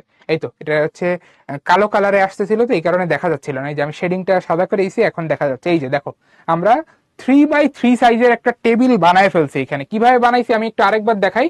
এই যে ইনসার্ট ট্যাবে গেছি, ইনসার্ট ট্যাবে গিয়ে এই যে add a table, add a table এই অপশনে ক্লিক করছি। এই অপশনে ক্লিক করে আমরা কত বাই কত সাইজের টেবিল বানাতে চাই সেটা সেট করে দিছি। তারপরে এই যে টেবিলটা চলে আসছে আমাদের। তো আমি এখানে যে টেবিলটা বানাইছি এটা হচ্ছে একটা 3x3 সাইজের টেবিল। মানে হচ্ছে এই 3x3 সাইজের টেবিল, এই কথাটার মানে হচ্ছে তোমার এইখানে এই যে তোমার কলাম আছে 3টা, দেখো এই যে 3টা কলাম, একটা দুইটা তিনটা, আর এখানে আমাদের রো আছে কয়টা, রো আছে তিনটা। তো এই কারণে আমি কি বলতেছি, এটা হচ্ছে একটা 3x3 সাইজের টেবিল, মানে তিনটা রো তিনটা কলাম, তিনটা রো তিনটা কলাম আছে এমন একটা টেবিল, ঠিক আছে। ওকে, তাহলে এই যে টেবিল কিভাবে বানাইতে হয় এটা আশা করি বুঝছো। এখন তুমি টেবিলের ভেতরে ডাটা কিভাবে রাখবা এটা একটু দেখাই। এই দেখো, তুমি হচ্ছে টেবিলের কোনো একটা ঘরে গিয়ে তোমার মাউসের কার্সরটাকে দুইবার ক্লিক করলেই কি চলে আসবে, ওই যে কার্সরটা ওই ঘরে চলে আসবে। এরপর তুমি ওই জায়গায় ডাটা ইনসার্ট করতে পারো, ঠিক আছে। তো আমি একদম শুরুতে প্রথম রোতে কিছু হেডিং দিব, ঠিক আছে। ধরো যে এখানে দিলাম স্টুডেন্টের নামের, আচ্ছা এখানে কালারটাও দেখা যাচ্ছে না, হলুদ কালারে আসতেছে, আমি কালারটা একটু চেঞ্জ করি। আমি এখানে হেডিং গুলো দিব, ধরো যে এই যে আমি হেডিং গুলার লেখা কোন কালারে দেখাবো ওইটা সেট করতেছি।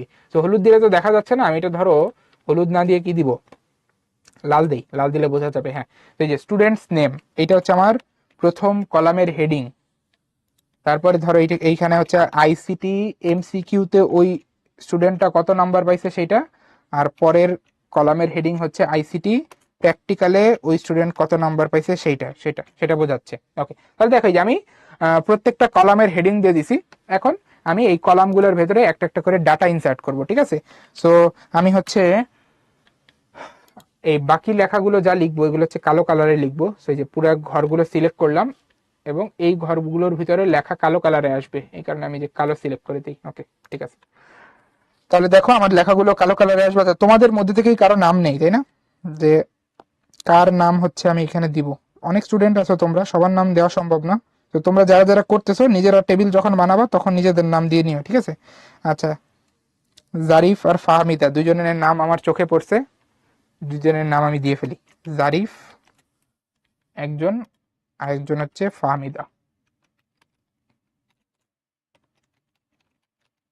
ওকে, তাহলে এই যে দুইজন স্টুডেন্টের নাম দিছি। এমসিকিউতে ধরো 25 পাইছে দুইজন স্টুডেন্টই, প্র্যাকটিক্যালেও 25 পাইছে এ প্লাস, ঠিক আছে। ওকে, তাহলে এই যে আমি এখানে ডাটা সুন্দর মতো ইনসার্ট করে ফেলছি, ঠিক আছে। এই যে এইভাবে হচ্ছে টেবিল বানায় টেবিলে ডাটা রাখতে হয়, বুঝছো না সবাই, বুঝতে পারছো না? ওকে, তাহলে আমরা হচ্ছে সুন্দর মতো একটা টেবিল বানায় তারপরে টেবিলের ভেতরে ডাটাও রাখতে পারছি, তাই না? ওকে, ঠিক আছে। তাহলে আমরা একটু ব্যাক করি। দেখো আমাদের এই যে স্লাইডে স্লাইডে কিন্তু এই জিনিসগুলোই সুন্দর মতো দেখানো আছে। হ্যাঁ, মানে একদম সিরিয়াল অনুযায়ী কি কি করতে হবে তোমাকে একদম সুন্দর করে দেখানো আছে। এই যে কই কই যাবা তুমি, কিভাবে কি করবা, এই জিনিসগুলো একদম সুন্দর করে এখানে ছবিতে দেখানো আছে। আর আমি তো এই যে মাত্র দেখাইলামই তোমার চোখের সামনে, ঠিক আছে, যে কিভাবে কি করতে হয়, কোনটার পরে কি করতে হয়। ওকে, এটাতে কি হিসাব করা যাবে? না, হিসাব করা যাবে না। হিসাব নিকাশ করার জন্য আমাদের এক্সেল লাগে, ওইটা আমরা পরে আসতেছি। আচ্ছা, এরপরে আসে যে ছবি, আমাদের ছবি যোগ করা, এটা খুবই ইম্পর্টেন্ট একটা জিনিস, ঠিক আছে। আমরা ছবি যোগ করার কাজটা এখন দেখি, ঠিক আছে। ওকে, তো আমি এরপরে যেটা করব সেটা হচ্ছে একটা ছবি অ্যাড করতে চাই, ঠিক আছে। তো আমি ধরো এখানে, আচ্ছা লেখা তো সব কালো হয়ে আছে, আমি ফন্ট কালারটা একটু চেঞ্জ করি, ঠিক আছে, নাহলে আবার কিছু বোঝা যাবে না। ফন্ট কালার কালো দেওয়া আছে, আমি হলুদে নিয়ে যাই। ওকে, সো এই জায়গায় এখন আমি একটা ইমেজ অ্যাড করতে চাই। এই যে এই জায়গার নিচে আমি একটা ইমেজ অ্যাড করতে চাই, এটাকে একটু বোল্ড করে আন্ডারলাইন করে দিই, ঠিক আছে। তো আমি এখন একটা ইমেজ অ্যাড করবো, যে এই জায়গায় আমি একটা ইমেজ অ্যাড করব, ঠিক আছে। সো ইমেজ অ্যাড করার জন্য তুমি যেটা করবা সেটা হচ্ছে যে এই যে আবার ইনসার্ট ট্যাবে যাবা। ইমেজ অ্যাড করার জন্য তুমি আবার ইনসার্ট ট্যাবে যাবা, এই যে এখানে এখানে ইনসার্টে গেলেই তুমি আসলে বাইরের থেকে জিনিসপত্র অ্যাড করতে পারবা। এই ইনসার্টের ভেতরে গেলে তুমি টেবিল পাবা, টেবিল ইনসার্ট করার অপশন পাবা, ইমেজ ইনসার্ট করার অপশন পাবা, তারপরে চার্ট চার্ট অ্যাড করার অপশন পাবা, হ্যাঁ, তারপরে লিঙ্ক অ্যাড করার অপশন, মানে যা যা বাইরের থেকে তুমি বসাইতে চাও তোমার ডকুমেন্টে সব এই ইনসার্ট থেকে তুমি বসাইতে পারবা। আচ্ছা, আমরা ইনসার্টে তাহলে যাই, ঠিক আছে। ইনসার্টে আমরা গিয়ে টেবিল ইমেজ বসাই। আচ্ছা, ইনসার্টে গেলাম। দেখো ইনসার্টে অনেকগুলো গ্রুপ আছে, তার মধ্যে একটা গ্রুপ হচ্ছে ইলাস্ট্রেশন। এই ইলাস্ট্রেশনের আন্ডারেই তুমি ছবি অ্যাড করতে পারবা। ইলাস্ট্রেশন গ্রুপের ভেতরেই তুমি কি পাবা, এই যে ছবি অ্যাড করার অপশন পাবা, এই যে পিকচার্স, দেখছো পিকচার্স, এখান থেকে হচ্ছে তুমি ছবি অ্যাড করতে পারবা। তাহলে আমরা যদি এখন এই পিকচার্স অপশনে ক্লিক করি, এই দেখো আমাকে একটা ডায়লগ বক্স দেখাচ্ছে যে আমি আসলে কোন সোর্স থেকে পিকচার ফাইলটা অ্যাড করতে চাই। কোন সোর্স মানে কোন জায়গা থেকে, সেটা হইতে পারে আমার কম্পিউটার থেকে আমি অ্যাড করতে চাই, অথবা আমি অনলাইন থেকে একটা পিকচার ডাউনলোড করে এখানে বসাইতে চাই, ঠিক আছে? মানে যে কোনো জায়গা থেকে তুমি পিকচার নিয়ে সেখানে বসাইতে পারো। তো ধরো আমি যে অনলাইন থেকে একটা পিকচার এনে বসাবো, কারণ আমার এই কম্পিউটারে কোনো পিকচার নাই আপাতত। তো কিসের পিকচার বসানো যায়? ডগ আছে এইখানটা, ডগের পিকচার বসাই। ডগি দেখতে সুন্দর কোনটা? হ্যাঁ এটা বসাই, যদিও এটা দেখতে স্যাড হয়ে আছে। না এটা বসাবো না, এটা স্যাড হয়ে আছে, দেখতে খারাপ লাগতেছে। এই সবই তো স্যাড, একই সব স্যাড কুকুর। স্যাড কুকুর বসানো যাবে না, আমাদের হ্যাপি অ্যানিমেল লাগবে। অ্যানিমেলসে যাই তো, এখানে কি আছে দেখি, কোনটা হাসতেছে কোনটা। আচ্ছা এইটা মোটামুটি একটু ভাব নিয়ে বসে আসছে না, এটা নেই, ঠিক আছে।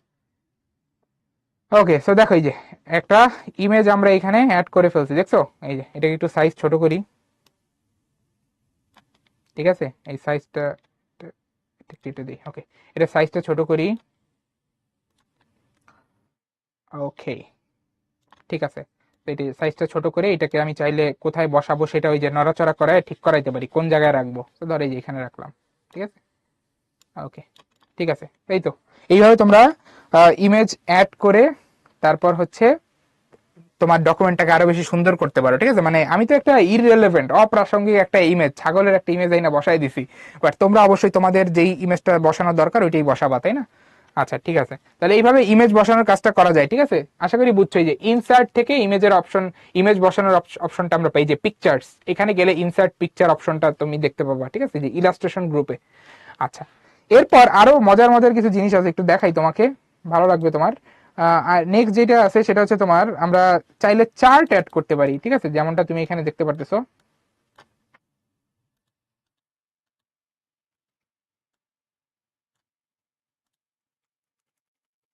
ওকে, আমরা চাইলে চার্ট অ্যাড করতে পারি, ঠিক আছে? চার্ট, এই যে স্মার্ট আর্ট চার্ট, শেপ, এই অনেক কিছু এখান থেকে 3D মডেল অনেক কিছু অ্যাড করা যায়। ধরো আমি চার্ট অ্যাড করব, হ্যাঁ আমি চার্ট অ্যাড করতে যাচ্ছি। লেটস সে আমি একটা চার্ট অ্যাড করব, চার্ট,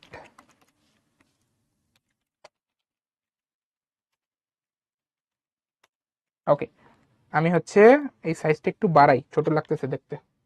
এই যে হোমে গিয়ে আমি এই যে এই লেখাটা সিলেক্ট করছি, বুঝছো? যে প্রথমে এটা সিলেক্ট করছি, এরপরে হোমে গিয়ে এটা সাইজ বাড়াই দেবো, এই যে 16 করলাম, ঠিক আছে। আচ্ছা এখন আমি নিচে হচ্ছে একটা চার্ট অ্যাড করব, এই জায়গায় একটা চার্ট অ্যাড করব। সো চার্ট কিভাবে অ্যাড করা যায়? চার্ট অ্যাড করার জন্য তোমাকে আবার যাইতে হবে এই যে ইনসার্টে। তুমি ইনসার্টে গেলে এখানে চার্ট অ্যাড করার অপশন পাবে, এই দেখো ইলাস্ট্রেশন গ্রুপের মধ্যে চার্ট আছে, এই যে চার্ট। তো তুমি যদি এখানে সিলেক্ট করো, এই যে এখানে অনেক ধরনের চার্ট অ্যাড করতে পারবা, মানে এখান থেকে সিলেক্ট করে অনেক ধরনের চার্ট অ্যাড করতে পারবা। যেমন দেখো আমি কয়েকটা দেখাই, এই যে পাই চার্ট আছে, পাই চার্ট তুমি অ্যাড করতে পারবা। তোমার অনেক কিছু পাই চার্টের মাধ্যমে দেখাইলে সুন্দর লাগে। তুমি যে ছোটবেলায় পাই চার্ট বানাইছো না, ক্লাস 4-এ পাই চার্ট বানাইছো না, এই যে পাই চার্ট তুমি এখান থেকে অ্যাড করতে পারবা। তারপরে তুমি চাইলে বার চার্ট বা কলাম চার্ট অ্যাড করতে পারবা, তুমি চাইলে হচ্ছে গ্রাফ অ্যাড করতে পারবা, ঠিক আছে? মানে বিভিন্ন জিনিস এখান থেকে অ্যাড করা যায়।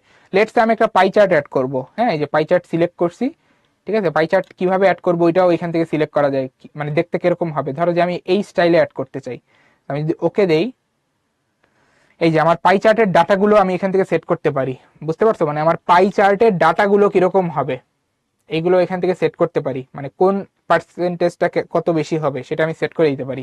আপাতত যেটা র্যান্ডম দেওয়া আছে ওইটাই রাখি। তো এই দেখো এই যে পাই চার্টটা অ্যাড করে ফেলছি, ঠিক আছে? এই যে পাই চার্টটা যদিও পরের পেজে চলে আসছে বড় দেখে, ঠিক আছে, এটা বড় তো এটার সাইজটা একটু ছোট করতে হবে। এই যে সাইজটা ছোট করছি, এখন আবার এই যে মাথায় চলে গেছে, এই ফরম্যাটিং ইস্যু থাকবেই, এগুলো ওয়ার্ডে ঠিক করতে হয়, বুঝছো? এই দেখো আমার লেখাটাকে ভাঙে একদম। আচ্ছা থাক, যেরকম আসিল এটা আমি এখন ফরম্যাটিং ঠিক করতে গেলে অনেক টাইম লাগবে, যেরকম আছে ওরকমই রাখি, ঠিক আছে? তো এইভাবে আর কি তুমি চার্ট অ্যাড করতে পারবে। আমার কথাবার্তার উদ্দেশ্য আশা করি বুঝতে পারছো, মানে এইভাবে আমরা চার্ট অ্যাড করতে পারবো আমাদের কাজের প্রয়োজনে, ঠিক আছে? ওকে, সো তোমাকে আর কি পরিচিত করা মাইক্রোসফট ওয়ার্ডের সাথে, এটাই আজকে আমার উদ্দেশ্য, ঠিক আছে? সো এই যে দেখো আমাদের এতক্ষণ যা যা পড়া হয়েছে এগুলো এখানে বলা আছে, যে কিভাবে তুমি এই ছবি তারপরে চার্ট এইগুলো অ্যাড করতে পারো, তার জন্য এখানে সব দেওয়া আছে। আচ্ছা এরপর আমরা এই আর দুইটা গুরুত্বপূর্ণ জিনিস দেখেই হচ্ছে কুইজে যাব। তার মধ্যে একটা হচ্ছে মার্জিন কিভাবে ঠিক করতে হয়, আর একটা হচ্ছে প্যারাগ্রাফের লাইন ব্যবধান। লাইন ব্যবধানটা অলরেডি দেখছি, আমরা মার্জিনটাই মেইনলি দেখবো এখন, মার্জিন কিভাবে সেট করতে হয়। ওকে, দেখো আমরা মার্জিন কিভাবে সেট করতে হয় এটা একটু দেখি। মার্জিন সেট করার জন্য তোমাকে যেই জায়গায় যাইতে হবে, মার্জিন সেট করার জন্য তোমাকে যেই জায়গায় যাইতে হবে সেটা হচ্ছে এই যে লেআউট। এই যে এখান থেকে তুমি মার্জিন ঠিক করতে পারবা, এই জায়গা থেকে তুমি মার্জিন ঠিক করতে পারবা। মার্জিন তো আমরা বুঝি তাই না, ওই যে পরীক্ষায় আমাদের খাতা দিলে আমরা একদম শুরুতে কি করি, মার্জিন টানি তাই না, মানে আমাদের খাতার থেকে আমরা খাতার বাম পাশ থেকে আমরা কতটুকু সরে বা উপর থেকে কতটুকু সরে তারপর লেখা শুরু করবো, এটাই তো মার্জিন। তো তুমিও তোমার এইখানে ডকুমেন্টে মার্জিন সেট করতে পারো, ঠিক আছে।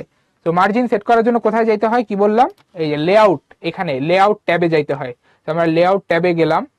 তো দেখো লেআউট ট্যাবে একদম বাম পাশে যে মার্জিন অপশন আছে, তো তুমি যদি এখানে সিলেক্ট করো তোমাকে অনেক ধরনের মার্জিনের অপশন দেখাবে। যেমন এই যে আমাদের ডিফল্ট যেটা দেওয়া থাকে নর্মাল, সেটা হচ্ছে যে টপ লেফট বটম রাইট, মানে সব কর্নার থেকে 1 ইঞ্চি সরে এরকম একটা তোমার মার্জিন দেওয়া থাকে। তুমি চাইলে তোমার পছন্দ মতো বিভিন্ন মার্জিন এখান থেকে সেট করতে পারো, ঠিক আছে। তাহলে মার্জিনটা আমরা শুরুতেই সেট করে নিব।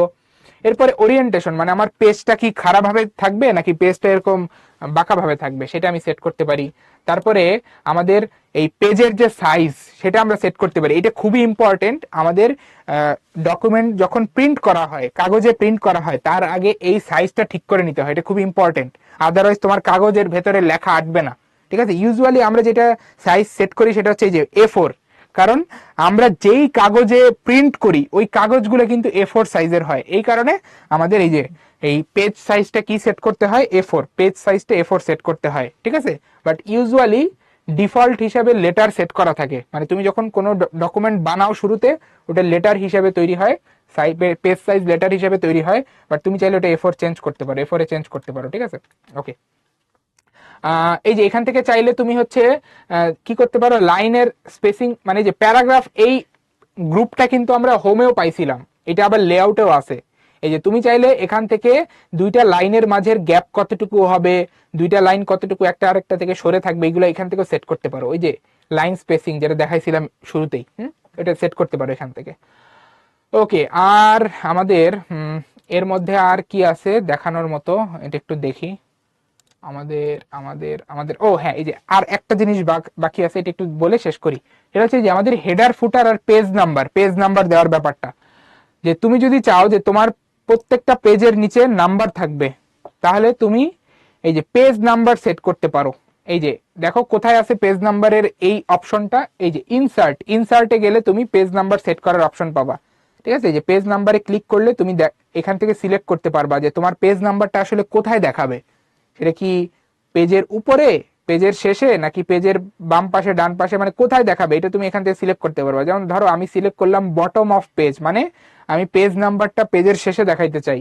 তো পেজের শেষে তুমি কিভাবে দেখাইতে চাও, এই যে একদম ডান কর্নারে নাকি মাঝখানে নাকি বাম কর্নারে। আমি ধরো এই যে ডান কর্নারে সিলেক্ট করলাম, তো খেয়াল করো এই যে আমার পেজ নাম্বার গুলো ডান কর্নারে আসতেছে, একদম নিচে ডান কর্নারে আসতেছে, দেখছো, একদম নিচে ডান কর্নারে আসতেছে। আচ্ছা, আর এখানে যে ফুটার লেখা দেখতে পারতেছো না, ফুটার, ফুটার আর হেডার দুইটা জিনিস। একটা পেজের একদম নিচের যে অংশটা এটাকে বলা হয় ফুটার, আর একটা পেজের একদম উপরের যে অংশটা এটাকে বলা হয় হেডার। তোমরা তোমাদের উদ্ভাসের যে কোশ্চেন ব্যাংক আছে এটা খুলে দেখো, উদ্ভাসের কোশ্চেন ব্যাংকের এই হেডারের অংশে উদ্ভাসের লোগো দেওয়া থাকে, তারপরে চ্যাপ্টারের নাম দেওয়া থাকে। আবার এই ফুটার অংশেও দেখবা তোমরা উদ্ভাসের লোগো দেওয়া থাকে, তারপরে পেজ নাম্বার দেওয়া থাকে, ঠিক আছে। তো এই যে হেডার ফুটারে আসলে এই জিনিসগুলোই বসানো হয়, লোগো, পেজ নাম্বার, এটসেট্রা, ঠিক আছে।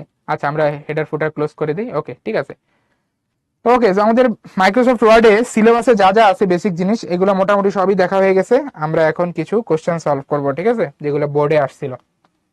ঠিক আছে, তো তোমাদের জন্য ফার্স্ট কুইজ, তোমরা কোশ্চেনটা পড়ো, আমি পোলটা লঞ্চ করে দিচ্ছি।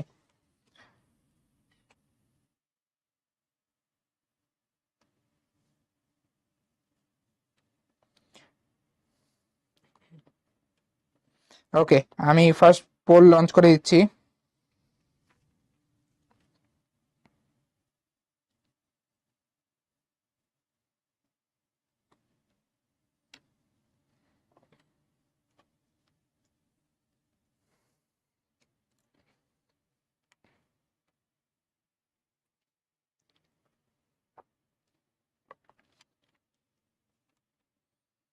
ঠিক আছে, পোল আমি এন্ড করে দিচ্ছি। ফার্স্ট অ্যান্সার দিতে হবে, ঠিক আছে? খুবই ফার্স্ট অ্যান্সার দেওয়ার ট্রাই করবা। আর কারো যদি ল্যাগ হয় একটু রিফ্রেশ করো। ওকে, আমি পোল এন্ড করেছি। তোমরা মেজরিটি অ্যান্সার দিয়েছো option B, which is correct.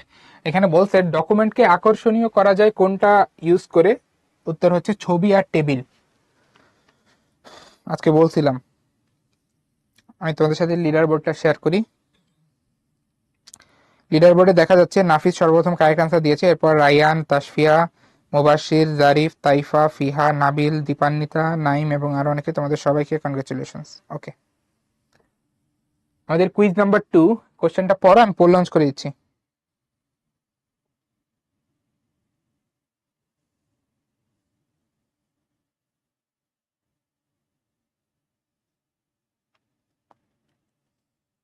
হ্যাঁ ঈশা, তুমি যে কোশ্চেনটা করছিলা যে আগে সংক্ষিপ্ত প্রশ্ন ছিল এখন নাই, আমি কি শুধু এমসিকিউ পড়বো কিনা? হ্যাঁ, শুধু এমসিকিউ পড়বা।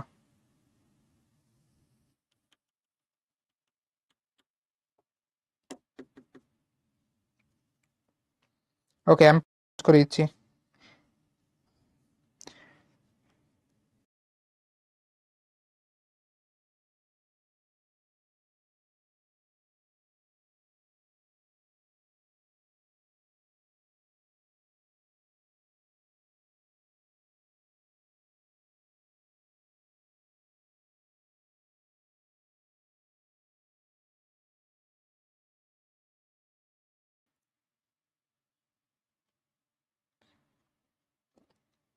ওকে, আমি পোল এন্ড করে দিচ্ছি। তোমরা মেজরিটি অ্যান্সার দিয়েছো option C, which is correct.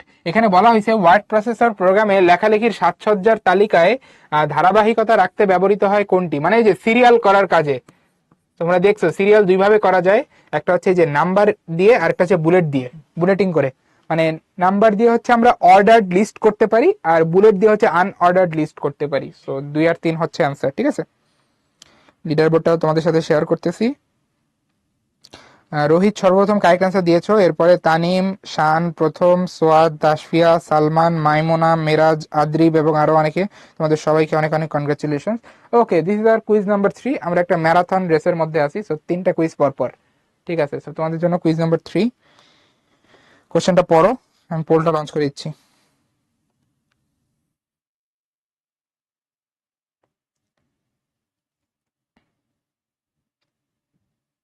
ওকে, আমি পোল লঞ্চ করে দিচ্ছি।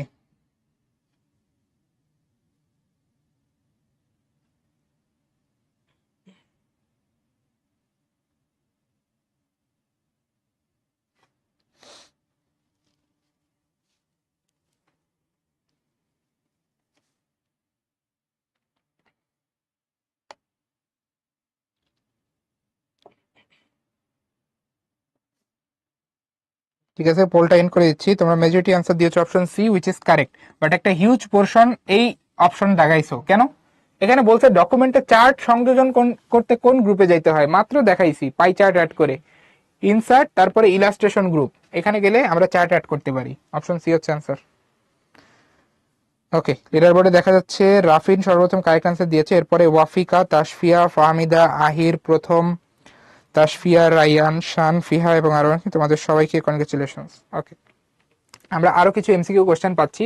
যেমন এখানে বলা আছে, দেখো, ডকুমেন্ট লেখার মার্জিন ঠিক করতে হলে রিবনের কোন ট্যাবে ক্লিক করতে হবে? আমরা আজকেই দেখছি মার্জিন ট্যাব, মার্জিন ঠিক করতে হলে আমাদের কই যাইতে হয়? এই যে পেজ লেআউট ট্যাবে। আচ্ছা, এরপরে খেয়াল করো, হোম ট্যাবের কোন গ্রুপে বুলেট ও নম্বরের আইকন কমান্ড পাওয়া যায়? আজকেই দেখলাম হোম ট্যাবের কোন গ্রুপে? প্যারাগ্রাফ গ্রুপে। প্যারাগ্রাফ গ্রুপে বুলেট আর নম্বরের আইকন পাওয়া যায়। এরপরে বলা হচ্ছে ওয়ার্ড ডকুমেন্টে ছবি যোগ করার কমান্ড কি? ওয়ার্ড ডকুমেন্টে ছবি যোগ করার কমান্ড হচ্ছে ইনসার্টে প্রথমে যাইতে হয়, এরপরে পিকচারে, এরপরে একটা যে ডায়লগ বক্স আসে আমাদের সামনে যে আমরা কোন জায়গা থেকে ছবি অ্যাড করব। এরপরে দেখো অফিস বাটনে কোন অপশন পাওয়া যায়? আজকে দেখছি একটা লিস্ট অফিস বাটনে কি কি অপশন আছে, তার মধ্যে একটা ছিল ওপেন। লেখালেখির জন্য কোন সফটওয়্যারটি ব্যবহার করা হয়? এই যে যেটা নিয়ে এত কথাবার্তা বলতেছি, ওয়ার্ড প্রসেসর। ওকে, তো এখন হচ্ছে আমাদের স্প্রেডশিট সফটওয়্যার নিয়ে আলোচনা শুরু হবে, বাট তার আগে আমি তোমাদের একটা ব্রেক দিতে চাই। তোমরা অনেকেই ব্রেক চাচ্ছ আমার কাছে, ঠিক আছে? তো একটা ব্রেক থাকবে এখন। ঘড়িতে বাজে 10টা, 10টা থেকে 10টা 5, ছোট ব্রেক, কারণ আমাদের এরপরে আর অল্প আলোচনা হয়ে ক্লাস শেষ হয়ে যাবে, ঠিক আছে?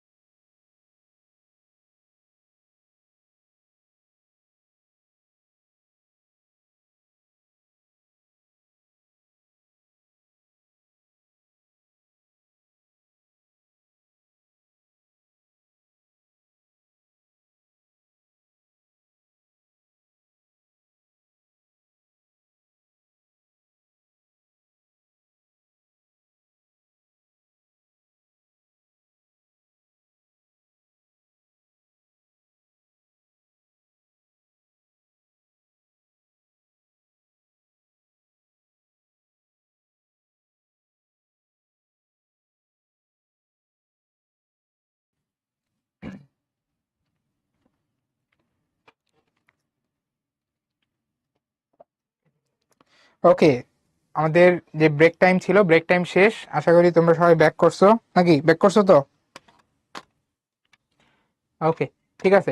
তো আমরা হচ্ছে আমাদের ক্লাসের বাকি পার্ট এখন শুরু করব, যে এখানে হচ্ছে আমরা স্প্রেডশিট সফটওয়্যার নিয়ে পড়বো। তো স্প্রেডশিট সফটওয়্যার বেসিক্যালি আমাদের তথ্য উপাত্তের উপরে যোগ বিয়োগ গুণ ভাগ ইত্যাদি গাণিতিক অপারেশন বা গাণিতিক কাজ করতে সাহায্য করে, ঠিক আছে? যেমন আমি একটা এক্সাম্পল দেই। ধরো এই যে একটু আগে আমরা যে মাইক্রোসফট ওয়ার্ডের টেবিল বানাইলাম, হ্যাঁ, এটা একটু দেখো, এটা একটু দেখো। এই যে আমি যে ধরো একটু আগে মাইক্রোসফট ওয়ার্ডে একটা টেবিল বানাইলাম, এই দেখো এইখানে এই যে যে আমি দুইটা সংখ্যা বা অনেকগুলো সংখ্যা যে এখানে আমি টেবিলের ভেতরে রাখছি, আমি যদি চাই যে এখন এই সংখ্যাগুলোকে যোগ করে বের করে তারপর এখানে দেখাইতে, এটা কিন্তু আমি মাইক্রোসফট ওয়ার্ডের কোনো সার্ভিস ইউজ করে করতে পারবো না, বা মাইক্রোসফট ওয়ার্ডের কোনো তোমার ফিচার ব্যবহার করে আমি সেটা করতে পারবো না। এটাকে আমাকে ম্যানুয়ালি করতে হবে। যেমন এই যে আমি দুইটা স্টুডেন্টের আইসিটির এমসিকিউ মার্ক যোগ করে যদি এখানে দেখাইতে চাই, তাহলে ওইটাকে আমার আমার নিজের যোগ করতে হবে। বুঝতে পারছো? এটাকে আমার নিজের যোগ করতে হবে।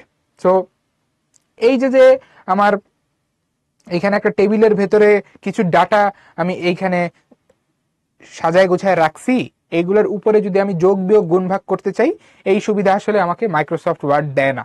কিন্তু আমার তো এরকম করা লাগতেই পারে, যে ধরো একটা টিচার হচ্ছে তার ক্লাসের যত স্টুডেন্ট আছে সব স্টুডেন্ট এরকম মার্ক একটা টেবিলের ভেতরে রাখছে, একটা ডেটা টেবিলের ভেতরে।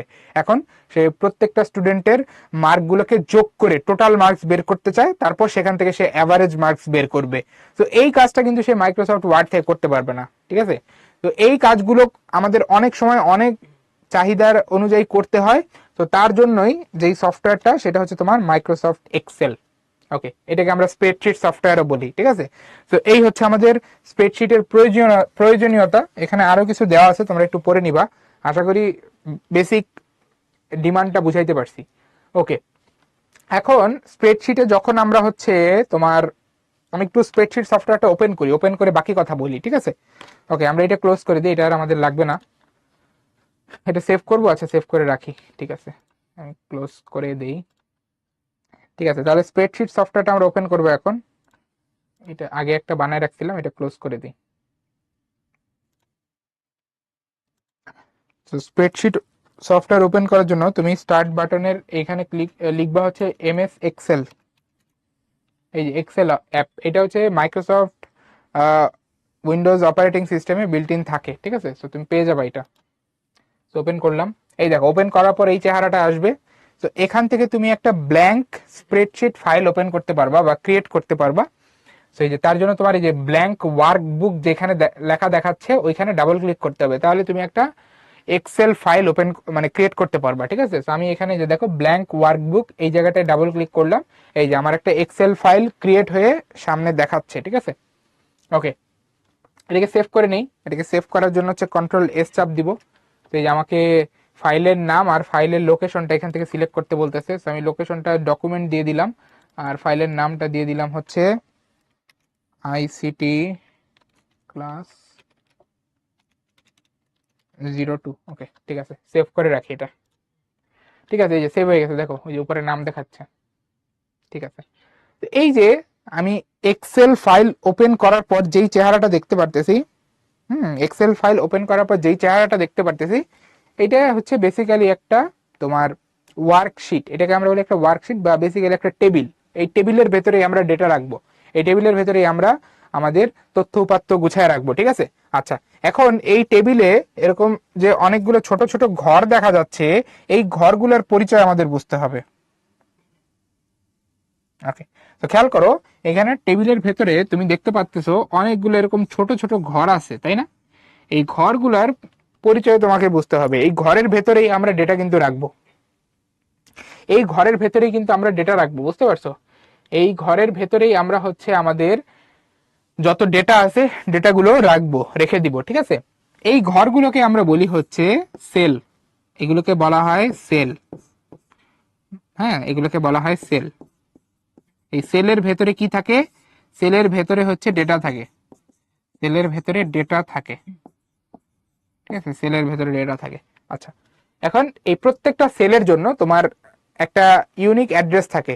এখানে যতগুলো এরকম ছোট ছোট সেল দেখতে পাচ্ছো, প্রত্যেকটা সেলের জন্য একটা ইউনিক অ্যাড্রেস আছে, মানে একটা ঠিকানা, যেই ঠিকানার মাধ্যমে তুমি কোন একটা সেলকে খুঁজে পাইতে পারো। ঠিক আছে, তো এই ঠিকানাটা কিভাবে বের করতে হয় এটা একটু দেখাই, এটা খুবই ইম্পর্টেন্ট যে প্রত্যেকটা সেলের ঠিকানা আমরা কিভাবে বের করতে পারি। তো ঠিকানা দুইটা জিনিস নিয়ে আসে, একটা সেলের ঠিকানা দুইটা জিনিস দিয়ে তৈরি হয়। ঠিক আছে,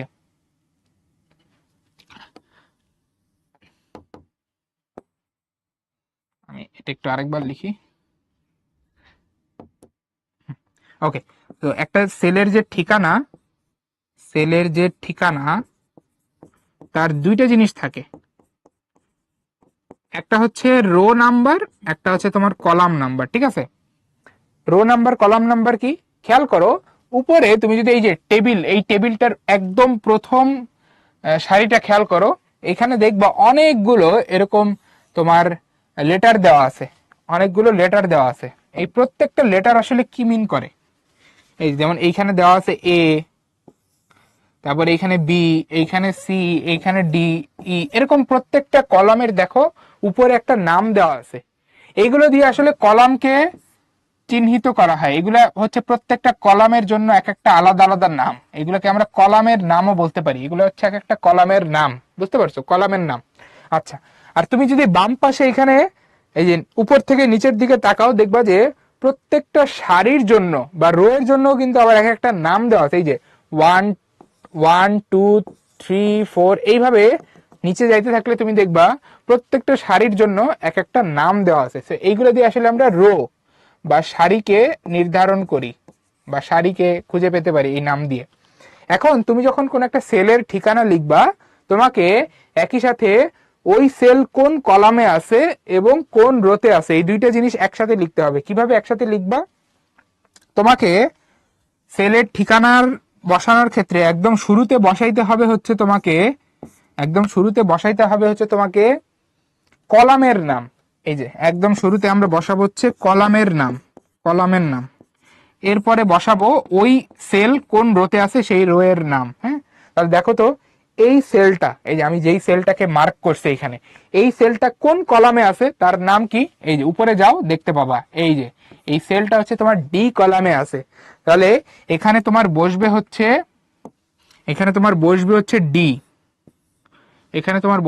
ডি, তারপর তুমি তার পাশে রো এর নাম লেখার জন্য দেখবা এই সেলটা কোন রোতে আছে। দেখো তো কোন রোতে আছে, এই যে 3 নাম্বার রোতে আছে, 3 নাম্বার রো। তাহলে এই যে রো এর জায়গায় তুমি লিখবা হচ্ছে 3। তাহলে আমাদের এই সেলের ঠিকানাটা কি, ঠিকানাটা হচ্ছে তোমার এই যে ডি থ্রি। ঠিক আছে, ডি3, বুঝতে পারছো। এই এই জিনিসটাই কিন্তু তুমি এই সেলের উপরে ক্লিক করলে, তুমি যদি মাউস পয়েন্টার দিয়ে এই সেলের উপরে ক্লিক করো তাহলে দেখতে পাবা। এখানে আমি একটু তোমাকে দেখাই এই যে সেলের ঠিকানা আমরা কিভাবে এখান থেকে দেখতে পারি। এই দেখো, আমি যদি এই জায়গায় ক্লিক করি, এই যে একটু আগে যেটার ঠিকানা আমরা আলাদা করে বের করলাম এখানে লিখে লিখে, খেয়াল করে এই জায়গায় ক্লিক করছি, এই যে উপরে এখানে সেল অ্যাড্রেস দেখাচ্ছে। ঠিক আছে, আমি যদি মাউস পয়েন্টারটা নিয়ে রাখি দেখবা এই যে এই জায়গাটায় হচ্ছে আমাদের সেল অ্যাড্রেস দেখায়। ঠিক আছে, তো এইভাবে প্রত্যেকটা সেলকে ইউনিকলি খুঁজে বের করার জন্য একটা সেল অ্যাড্রেস দেওয়া হয়। ঠিক আছে, যেটা তুমি এখানে দেখতে পারতেছো, বুঝতে পারছো। ওকে, তো এই যে এই কথাগুলোই কিন্তু আমাদের স্লাইডে এখানে লেখা আছে একদম শুরুতে। এই যে দেখো আমাদের এইখানে এই যে একটা টেবিল যে বানানো হয়েছে, এই টেবিলের ভেতরে যে ডেটা রাখা হবে সেগুলো কিন্তু এক একটা সেলে রাখা হবে। আর প্রত্যেকটা সেলের কি আছে, একটা ইউনিক অ্যাড্রেস আছে। ঠিক আছে, যেটা হচ্ছে দুইটা জিনিস দিয়ে আসে, একটা হচ্ছে কলাম নাম আর একটা হচ্ছে রো এর নাম। ঠিক আছে, ওকে, ঠিক আছে। তো আমরা এইটুকু বুঝছি যে কিভাবে তোমার হচ্ছে সেলকে ইউনিকলি খুঁজে পাওয়া যায়। এখন আমরা তোমার যেটা দেখবো সেটা হচ্ছে কিভাবে আমরা এই এক্সেলের এই টেবিলের ভেতরে ডেটাগুলোকে গুছায় রাখতে পারি, সুন্দর মতো গুছায় রাখতে পারি, এবং সেখান থেকে হচ্ছে আমরা কিভাবে বিভিন্ন গাণিতিক প্রক্রিয়া যেমন ওই যে যোগ বিয়োগ গুণ ভাগ এগুলো করতে পারি। ঠিক আছে, আচ্ছা আমি একটু দেখাই। তো ধরো আমি এখানে দুইটা কলাম বানাবো, খুবই সিম্পল একটা আমি এখানে ডেটা শিট বানাইতে যাচ্ছি। আমি কি করব, এই যে প্রথম কলামে কিছু স্টুডেন্টের নাম দিব, তার পাশে তার আইসিটির মার্কস দিব। ঠিক আছে, এরপর এগুলা ধরো আমি টোটাল মার্কস বের করব, অ্যাভারেজ বের করব, এইগুলো তোমাদেরকে দেখাবো। ঠিক আছে, তাহলে আমাদের এই প্রথম কলামে থাকবে স্টুডেন্টের নাম।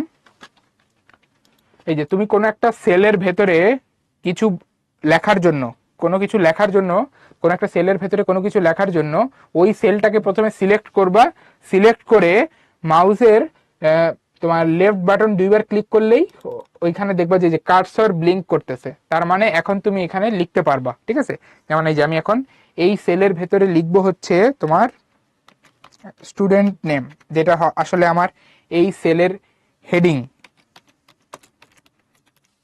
এই দেখো, তো দেখতেই পারতেছো লেখাটা দেখতে কিরকম যেন হয়ে গেছে, তাই না? যে এই লেখাটা এই সেল থেকে সরে এই সেলে চলে আসছে। তো আমরা এই সেলের সাইজটা একটু বাড়াই। সেলের সাইজ একা বাড়ানো যায় না, পুরো কলামের সাইজই বাড়াইতে হয়। এই দেখো আমি কলামের সাইজটা ধরে বাড়াইছি। যে তুমি কোন একটা কলামের সাইজ চাইলে এইভাবে বাড়াইতে পারো বা কমাইতে পারো। আমি একটু বাড়াই নিছি, জানি যে আমার পুরো সেলের ভেতরে লেখাটা যেন কেটে যায়। ঠিক আছে, আচ্ছা, তাহলে যে আমি স্টুডেন্টস নেম, এটা হচ্ছে আমার হেডিং দিলাম। হেডিং এর কালারটাও চাইলে চেঞ্জ করতে পারি। যে আমি লেখাটা পুরোটা সিলেক্ট করি, এরপরে যে আমি এটার কালার চেঞ্জ করে দিতে পারি। ধরো হেডিং কি কালারে দিব, হেডিং ধরো এই কালারে দিলাম। ঠিক আছে, আমি ভায়োলেট কালারে হেডিং দিচ্ছি। ওকে, আর তার পাশে হচ্ছে আমরা আরেকটা কলাম বানাবো। এইখানে হচ্ছে স্টুডেন্টদের আইসিটির মার্কস থাকবে। ঠিক আছে, এইটার কলামের সাইজটা একটু বাড়াই যেন পুরা লেখাটা আমাদের কলামের ভেতরে আসে। এই যে একটু বাড়াই নিলাম। এইবার লেখাটাকে আমি ভায়োলেট কালারে চেঞ্জ করে নেই। ওকে, ঠিক আছে, তো এই তো মোটামুটি আমার শেপে এসে গেছে, তাই না? এখন আমরা এই যে এখানে কিছু স্টুডেন্টের নাম দিব। হ্যাঁ, স্টুডেন্টের নাম দিব। তো স্টুডেন্টের নাম হচ্ছে আমরা কালো কালারেই দিব। তো এইবার কালার চেঞ্জ করে ফেলি। এখানে আমরা যাবতীয় স্টুডেন্টের নাম হচ্ছে কালো কালারে দিব। ওকে, ঠিক আছে, তোমাদের মধ্যে থেকেই নেই, তাই না? আচ্ছা, হাসিবের নাম দেখছি, আর হচ্ছে তিনজনের নাম নিব, দিয়া, হাসিব, দিয়া, আর হচ্ছে রায়হান। ওকে, ঠিক আছে, হাসিব,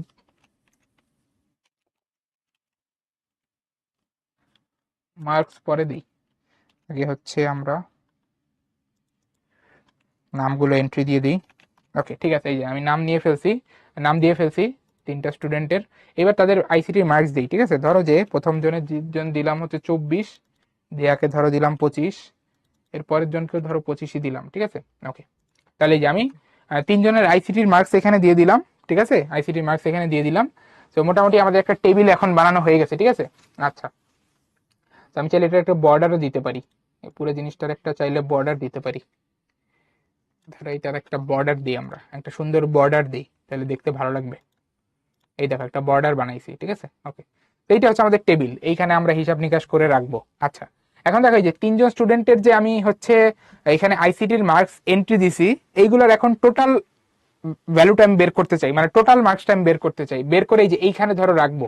তো আমি এইখানে এই ঘরে লিখবো হচ্ছে টোটাল মার্কস, এবং তার পাশে আমি টোটাল মার্কসটা বের করে আনতে চাই। ঠিক আছে, ওকে, তো আমি এই টোটাল মার্কস লেখাটাকে একটু অন্য কালারে দেই, যেন দেখে বোঝা যায় যে এটা অন্য কিছু, এটা স্টুডেন্টের নাম না। এটাকে ধরো রেড কালারে দিলাম। ওকে, সো টোটাল মার্কস এটা আমি হচ্ছে বের করে এই পাশের ঘরে রাখবো। এই যে এইবার তুমি বুঝতে পারবা এক্সেল কেন ব্যবহার করতেছি, এখন বুঝতে পারবা।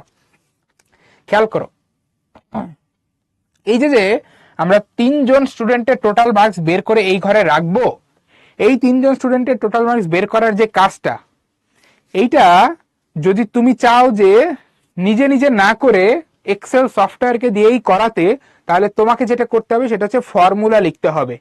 তুমি এই যে এই সেলে, আমি একটু একে দেখাই, এই যে তুমি এই সেলে যে তুমি হচ্ছে যোগ করে বসাবা, এই যে এই তিনটা মার্ক যোগ করে যে তুমি এখানে বসাবা, এই কাজটা তুমি যদি এক্সেলকে দিয়ে করাইতে চাও, তাহলে এই ঘরে একটা তোমাকে ফর্মুলা লিখতে হবে। তোমাকে একটা ফর্মুলা লিখতে হবে, একটা ফর্মুলা লিখতে হবে, যেন যেন তোমার এই ঘরে যে ভ্যালুটা বসবে সেটা উপরের তিনটা ঘরের যে সংখ্যা আছে তার যোগফলটা হয়। ঠিক আছে, তার যোগফলের সমান যেন হয়। ঠিক আছে, তাহলে এখানে তোমাকে একটা ফর্মুলা লিখতে হবে। এখন তুমি চিন্তা করো সহজ ফর্মুলা কি হইতে পারে।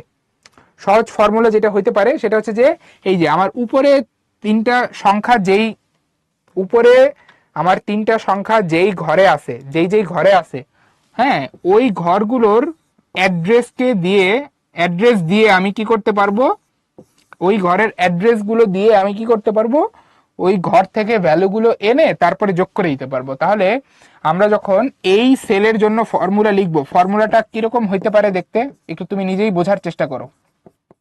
ফর্মুলাটা হইতে পারে এরকম যে এই যে আমার 24 মার্কসটা কোন ঘরে আছে ওই ঘরের অ্যাড্রেস, তারপরে আমার 25 মার্কসটা কোন ঘরে আছে, এই যে এই 25 মার্কস ওই ঘরের অ্যাড্রেস, তারপর এই যে লাস্ট 25 মার্কটা কোন ঘরে আছে ওই ঘরের অ্যাড্রেস। তাহলে এই তিনটা অ্যাড্রেস দিয়ে আসলে আমি ওই তিনটা নাম্বারকে পেয়ে যাচ্ছি এবং এই যে যোগ চিহ্ন দিয়ে আসলে আমি বোঝাচ্ছি যে তাদের আমি যোগফল নিতেছি। তাহলে এইভাবে আমরা যদি ফর্মুলা লিখতে পারি তাহলে কিন্তু খুব সুন্দরভাবে উপরের তিনটা সংখ্যা যোগ হয়ে আমার এই ঘরে বসে যাবে। তো আমরা আসলে এইটাই করব, আমাদেরকে এক্সেল এই সুবিধাটাই দিছে ফর্মুলা লেখার। তো ফর্মুলা কিভাবে লিখতে হয় এটা একটু দেখাই। এই যে তুমি যখন কোনো একটা সেলের জন্য ফর্মুলা লিখতে চাও তখন ওই সেলটাকে তোমাকে প্রথমে সিলেক্ট করতে হবে। সিলেক্ট করে এই যে উপরে একটা ফর্মুলা বক্স আছে, এই যে এইটাকে আমরা বলি হচ্ছে, এই বক্স যেটা দেখতে পাচ্ছ এটাকে বলা হয় ফর্মুলা বক্স। এই বক্সে তুমি কোনো একটা সেলের জন্য ফর্মুলা লিখতে পারো। আমি একটু লিখে দেখাই। এই যে আমরা এই ঘরটাকে প্রথমে সিলেক্ট করব, এই যে দেখো পুরোটা না, এইটাকে সিলেক্ট করলাম। এই যে এই ঘরের অ্যাড্রেসটা দেখতেই পাচ্ছ B5। এই যে আমরা B5 ঘরের জন্য একটা ফর্মুলা লিখবো। সো ফর্মুলাটা কই লিখতে হবে, এই যে ফর্মুলা বারে বা ফর্মুলা বক্সে। এই যে এখানে আমি মাউসের কার্সরটা নিয়ে গেলাম, এখন আমি এখানে ফর্মুলা লিখতে চাই।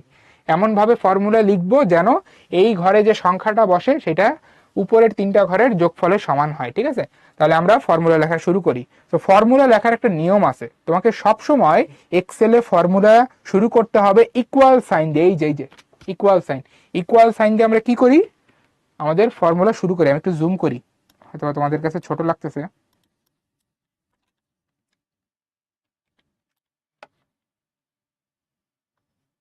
আচ্ছা, আর জুম হচ্ছে না, এটা ম্যাক্সিমাম সাইজ আছে।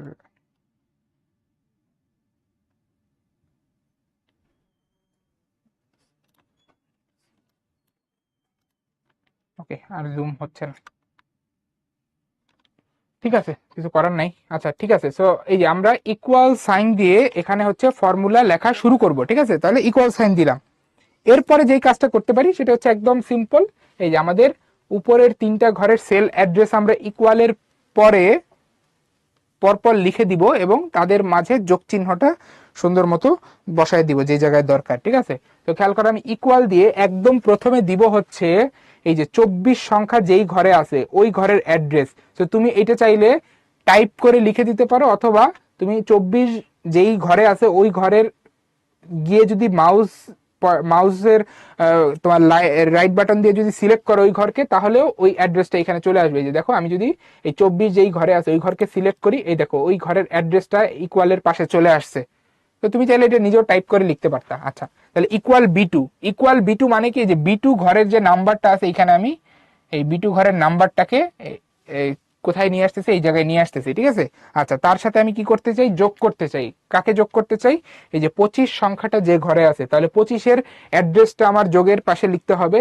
তো আমি যে তার জন্য কি করতেছি, 25 যেই ঘরে আছে ওই ঘরটাকে সিলেক্ট করতেছি। এই দেখো অ্যাড্রেসটা চলে আসছে। আমি আরো একটা সংখ্যা যোগ করতে চাই, যেটা কোথায় আছে, এই যে আমাদের আরো একটা 25 যেটা আছে হচ্ছে তোমার এই যে B4 এই ঘরে। তাহলে যে B4 এর অ্যাড্রেসটা দেওয়ার জন্য হচ্ছে আমি B4 ঘরটাকে সিলেক্ট করে নিচ্ছি। এই যে চলে আসছে। তাহলে এই ফর্মুলাটা কার জন্য, এই ফর্মুলাটা হচ্ছে আমার এই ঘরের জন্য। এই যে আমার আমার এই যে এই ঘরের জন্য হচ্ছে এই ফর্মুলাটা। এখন যদি আমি এন্টার দেই, দেখো কি হয়।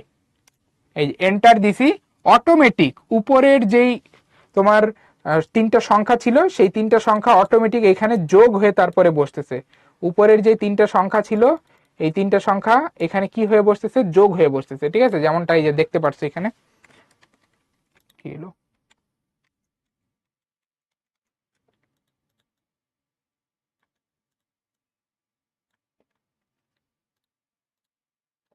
আচ্ছা, ফর্মুলাটা চলে গেছে, আমি একটু আরেকবার দিই। ওকে ঠিক আছে, তাহলে এন্টার দিলাম। এই যে আমাদের এই যে ফর্মুলাটা কারেক্টলি এখানে অ্যাপ্লাই হয়েছে এবং দেখো যোগফলটা চলে আসছে। ঠিক আছে, তাহলে এইভাবে কিন্তু আমরা কি করতে পারি, একাধিক সংখ্যা এইভাবে যোগ করে এখানে বসাইতে পারি। ঠিক আছে, তো তোমার কাছে দেখা মনে হচ্ছে এটা তো মুখে মুখেই করা যায়, বাট চিন্তা করে দেখো এখানে যদি 3টা সংখ্যা না থেকে এরকম যদি 1000টা স্টুডেন্টের মার্কস থাকতো এবং তাদের সবার মার্কস যদি আমাকে যোগ করতে হইতো, তাহলে ওটা কিন্তু হাতে করতে অনেক কষ্ট হইতো, অনেক সময় লাগতো। তো এটা আমরা এক্সেল ইজিলি একটা ফর্মুলা লিখে করতে পারি। আচ্ছা, এখন এই যে তুমি ফর্মুলাটা লিখলা, এই ফর্মুলাটা না লিখে আরেকটা উপায়ে সহজে করা যায়। ঠিক আছে, চিন্তা করো যে এখানে যদি 1000টা স্টুডেন্টের মার্কস থাকতো, তাহলে যে 1000টা সেল অ্যাড্রেস এইভাবে দিতে দিতে তোমার তো অবস্থা খারাপ হয়ে যেত, তাই না? যদিও এইভাবে 1000টা সেল অ্যাড্রেস দেওয়ার দরকার হয় না, তুমি চাইলে একবারে সিলেক্ট করতে পারো। ঠিক আছে, যাই হোক, আমরা এখানে এইভাবে লিখতে চাই না, এইভাবে যোগ যোগ দিয়ে দিয়ে লিখতে চাই না, এটা খুব ভালো কোনো একটা উপায় না। আমরা আরেকটা মেথড ইউজ করতে পারি, সেটা হচ্ছে যে ফাংশন ইউজ করা। দেখো আমরা এই যোগের কাজটাই, এই যে এখন যে যোগের কাজটা করছি, এই যোগের কাজটাই আমরা আরেকভাবে করতে পারি, সেটা হচ্ছে ফাংশন দিয়ে। এই যে আমাদের এক্সেলে কিছু ফাংশন দিয়ে দেওয়া আছে কিছু নির্দিষ্ট কাজ করার জন্য, তো সেইগুলো আমরা ইউজ করে এই যোগ বিয়োগ গুণ ভাগ এরকম আরো অনেক কাজ করতে পারি। যেমন আমি এখন এই যোগের কাজটা ফাংশন দিয়ে করব, তো তার জন্য যেটা আমি লিখবো এখানে সেটা হচ্ছে যে সাম। এই দেখো সাম একটা ফাংশন এক্সেলে আছে, যার কাজ হচ্ছে তোমার যোগ করে দেওয়া। কাদের যোগ করা? তোমার একটা নির্দিষ্ট রেঞ্জের ভেতরে যতগুলো ভ্যালু আছে সবগুলো ভ্যালুকে নিয়ে যোগ করে দেওয়া, এটাই হচ্ছে সাম ফাংশনের কাজ। এখন সাম ফাংশনটা কিভাবে ইউজ করতে হয়, এই যে ইকুয়াল দিয়ে তুমি সাম কথাটা লিখবা, তারপরে ব্র্যাকেট দিবা, এই যে ফার্স্ট ব্র্যাকেট দিয়ে ক্লোজ করবা। এই ফার্স্ট ব্র্যাকেটের ভেতরে তোমাকে 2টা সেলের অ্যাড্রেস দিতে হবে। ঠিক আছে, প্রথম অ্যাড্রেসটা হচ্ছে তুমি যোগের কাজটা যেখান থেকে শুরু করতে চাও ওই সেলের বা ওই ঘরের অ্যাড্রেস। যেমন দেখো এইখানে আমরা এই যে প্রথমের 24, তারপরে এই যে দিয়ার মার্কস যেটা দিছি 25, তারপরে লাস্টে রায়হানের মার্কস যেটা দিছি 25, এই 3টা ঘরের নাম্বার আমরা যোগ করতে চাই। তাহলে চিন্তা করো আমরা যোগের কাজটা শুরু করব কোথা থেকে, এই যে 24 যেই ঘরে আছে ওই ঘর থেকে। তার মানে হচ্ছে আমাদের যোগের কাজটা অ্যাকচুয়ালি শুরু হবে, আমি একটু কলম সিলেক্ট করি, আমাদের যোগের কাজটা অ্যাকচুয়ালি শুরু হবে এই দেখো এই ঘর থেকে। আমাদের যোগের কাজ শুরু হবে, আমাদের যোগের কাজ শুরু হবে এই ঘর থেকে, যার অ্যাড্রেস কত বলো তো, যার অ্যাড্রেস হচ্ছে B2। আর আমাদের যোগের কাজ শেষ হবে কোথায় গিয়ে, এই যে এই লাস্টের এই যে সংখ্যা যেটা আছে 25, এখানে গিয়ে। তাহলে এখানে গিয়ে হচ্ছে আমাদের যোগের কাজ শেষ হবে। তাহলে এই সেলের অ্যাড্রেস কত, এই দেখো B4। তার মানে হচ্ছে আমাদের যোগের কাজটা শুরু করতে হবে B2 থেকে, শেষ করতে হবে B4 এ গিয়ে। তো আমরা এই যে শুরু আর শেষের যে সেলের ঠিকানা, এইটাই সাম ফাংশনের ভেতরে বলে দিব। তো সাম ফাংশনের ভেতরে 2টা জিনিস দিতে হয়, একটা হচ্ছে যোগের কাজ কোথায় কোন ঘর থেকে শুরু করব, আর একটা হচ্ছে কোন ঘরে গিয়ে শেষ করব। তাহলে দেখো আমি একটু বসাই অ্যাড্রেসগুলো এখানে বসাই ঠিক মতো। এই যে সাম ফাংশনের ভেতরে তুমি 2টা অ্যাড্রেস দিবা, একটা হচ্ছে কোথা থেকে শুরু কোথায় গিয়ে শেষ। তো এই যে আমি শুরু করব এই ঘর থেকে, তো এই যে এটা হচ্ছে শুরু, এরপরে কোলন দিতে হয়, একটা কোলন দিতে হয় মাঝখানে, কোলন দিয়ে বলে দিতে হয় যে কোথায় গিয়ে শেষ করবো। এই যে আমার শেষের ঠিকানাটা কোথায়, শেষের ঠিকানাটা হচ্ছে এই যে B4 এ। তাহলে এই যে আমি B2 থেকে B4, এই দেখো এটা পুরোটা সিলেক্ট করে ফেলছো। তাহলে এই যে আমরা এখানে কি বলে দিচ্ছি, সাম ফাংশনের ভেতরে আমরা বলে দিচ্ছি যে তুমি যোগের কাজ কোথায় গিয়ে কোথা থেকে শুরু করবা, এই যে এটা হচ্ছে আমার স্টার্টিং, এখান থেকে আমি যোগের কাজ শুরু করব, এটা হচ্ছে আমার এন্ডিং, এখানে গিয়ে আমি শেষ করব। আর এই স্টার্ট আর এন্ড এর মাঝখানে হচ্ছে একটা কোলন দিতে হয়, এটাকে আমরা রেঞ্জ অপারেটর বলি। এই যে কোলন দিয়ে হচ্ছে বেসিক্যালি রেঞ্জ বোঝানো হয়, রেঞ্জ। ঠিক আছে, রেঞ্জ। এই যে স্টার্ট আর এন্ড এর মাঝখানে দেখো একটা কোলন অপারেটর দিতে হয়। ঠিক আছে, কোলন দিতে হয়। তো আমরা এই যে সুন্দর মতো এটা দিয়ে দিছি। তাহলে এই যে B2 থেকে B4 যতগুলো নাম্বার আছে সবগুলো যোগ করে এখানে বসাই দিবে। তো আমি যদি এন্টার দিই, দেখো দেখবা আগের মতো যোগফলটা চলে আসতেছে, এই দেখো যোগফলটা চলে আসছে। ঠিক আছে, তো এরকম আরো অনেক ফাংশন আছে, শুধু যে তোমার সাম ফাংশন তা না, প্রোডাক্ট ফাংশনও আছে। প্রোডাক্ট ফাংশন এই যে সামের মতোই অনেকটা দেখতে, বাট প্রোডাক্ট ফাংশনের কাজটা একটু ভিন্ন, সেটা হচ্ছে ও হচ্ছে গুণফল বের করে দেয়, অনেকগুলো নাম্বারের গুণফল বের করে দেয়। যে তুমি যদি প্রোডাক্ট ফাংশনটা ইউজ করতে চাও তোমাকে যে প্রোডাক্ট লিখতে হবে, তো প্রোডাক্ট ফাংশন হচ্ছে প্রোডাক্ট বের করে দেয়। যেমন দেখো এই যে এই 3টা নাম্বারের গুণফল যদি আমি বের করতে চাই, তখন হচ্ছে এই ফাংশনটা আমাকে ইউজ করতে হবে। তো আমি যদি এন্টার দিই, দেখবা এই যে এই 3টা সংখ্যার গুণফল এখন এই ঘরে বসবে। এই দেখো গুণফল, এই 3টা সংখ্যার গুণফল এখানে বসতেছে, দেখছো? তাহলে এইভাবে তুমি আরো অনেক ফাংশন ইউজ করতে পারবে। এভারেজ একটা ফাংশন আছে, এভারেজ বের করার জন্য, গড় বের করার জন্য একটা ফাংশন আছে এভারেজ। এই দেখো অ্যাভারেজ। তো বিভিন্ন এরকম ফাংশন দিয়ে আমরা গাণিতিক অনেক কাজ করতে পারি, ঠিক আছে, এটাই সুবিধা। ওকে, আমরা আগের মতো সামটা নিয়ে আসি। ওকে, ঠিক আছে। এখন তোমার মনে হইতে পারে যে এইটা তো আমার যদি মাঝখানের কোনো একটা সংখ্যা চেঞ্জ হয় তাহলে মনে হয় আবার লেখা লাগবে, তা কিন্তু না। তুমি যদি ধরো হাসিবের মার্কস চেঞ্জ করে এখানে ধরো 24-এর জায়গায় 25 করো, ধরো এইখানে 24-এর জায়গায় কেউ মার্কসটা চেঞ্জ করে 25 করলো, তুমি দেখো টোটাল মার্কসটা অটোমেটিক আপডেট হয়ে যাবে, তোমার আর নতুন করে চেঞ্জ করতে হবে না, একবার ফর্মুলা লিখে দিলেই হয়ে যায়। এই যে আমি ধরো হাসিবের মার্কস চেঞ্জ করে 25 করে দিলাম, এটা এন্টার দেই, এই দেখো টোটাল মার্কস অটোমেটিক 75 হয়ে গেছে। তার মানে তুমি যখন কোনো একটা ঘরের জন্য ফর্মুলা লিখে দিবা, ও অটোমেটিক ওই ফর্মুলা অনুযায়ী চেঞ্জ হয়ে যাবে, ঠিক আছে, যখন তুমি অন্য কোনো ঘরের সংখ্যা চেঞ্জ করবা বা ভ্যালু চেঞ্জ করবা, ঠিক আছে, যেমনটা এখানে হয়েছে, ঠিক আছে। ওকে, আশা করি এই পর্যন্ত বুঝতে পারছো। তো আমরা আরেকটা ঘর লিখব, সেটা হচ্ছে তোমার অ্যাভারেজ বের করার জন্য আরেকটা ঘর, এটা দিয়েই এখানে শেষ করব প্র্যাকটিক্যালের পার্টটা। ওকে, সো অ্যাভারেজ বের করার জন্য কি করতে হবে বলো তো, তুমি চিন্তা করো। অ্যাভারেজ বের করার জন্য আমাকে যেটা করতে হবে, এই যে টোটাল মার্কস যেই ঘরের ভেতরে আছে, হ্যাঁ, ওই ঘরের অ্যাড্রেসটা এখানে আমাকে লিখতে হবে ইকুয়ালের পাশে। তারপর তাকে কি করতে হবে, আমার যতজন স্টুডেন্ট এখানে আমার আছে এই টেবিলের ভেতরে, ততজন স্টুডেন্টের টোটাল সংখ্যা দিয়ে আমাকে ভাগ করতে হবে টোটাল মার্কসকে। অর্থাৎ সোজা কথায় বললে এখানে টোটাল মার্কসকে আমার 3 দিয়ে ভাগ করতে হবে, কারণ 3জন স্টুডেন্টের মার্কস এখানে আছে। সো অ্যাভারেজ বের করার জন্য টোটাল মার্কসকে 3 দিয়ে ভাগ করতে হবে। তো দেখো আমি এটার ফর্মুলাটা এই ঘরের জন্য লিখি, এই যে ফর্মুলাটা আমি এখানে লিখবো, চাইলে তুমি এখানেও লিখতে পারো, একই সমস্যা নেই। সো ইকুয়াল দিয়ে ফর্মুলা সবসময় শুরু করতে হয়, এটা আমরা শিখছি। এরপরে আমাদের কি দিতে হয়, এই যে আমরা যেই ঘরের সংখ্যা নিয়ে কাজ করতে চাই ওই ঘরের অ্যাড্রেস আমাদের দিতে হয়। তো আমি যে টোটাল মার্কস যেই ঘরে আছে ওই ঘরের অ্যাড্রেস এইখানে দিয়ে দিব, এই যে দিয়ে দিলাম ইকুয়ালের পাশে।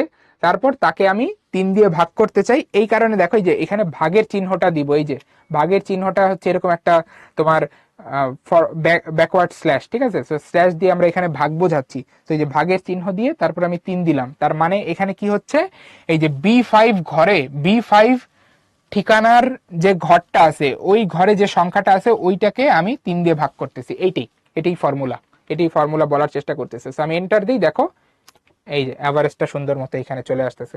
তো আমি যদি এখন ধরো কোন একটা স্টুডেন্টের বা একাধিক স্টুডেন্টের মার্কস চেঞ্জ করি, তুমি দেখবা টোটাল মার্কস আর অ্যাভারেজ অটোমেটিক চেঞ্জ হয়ে যাচ্ছে।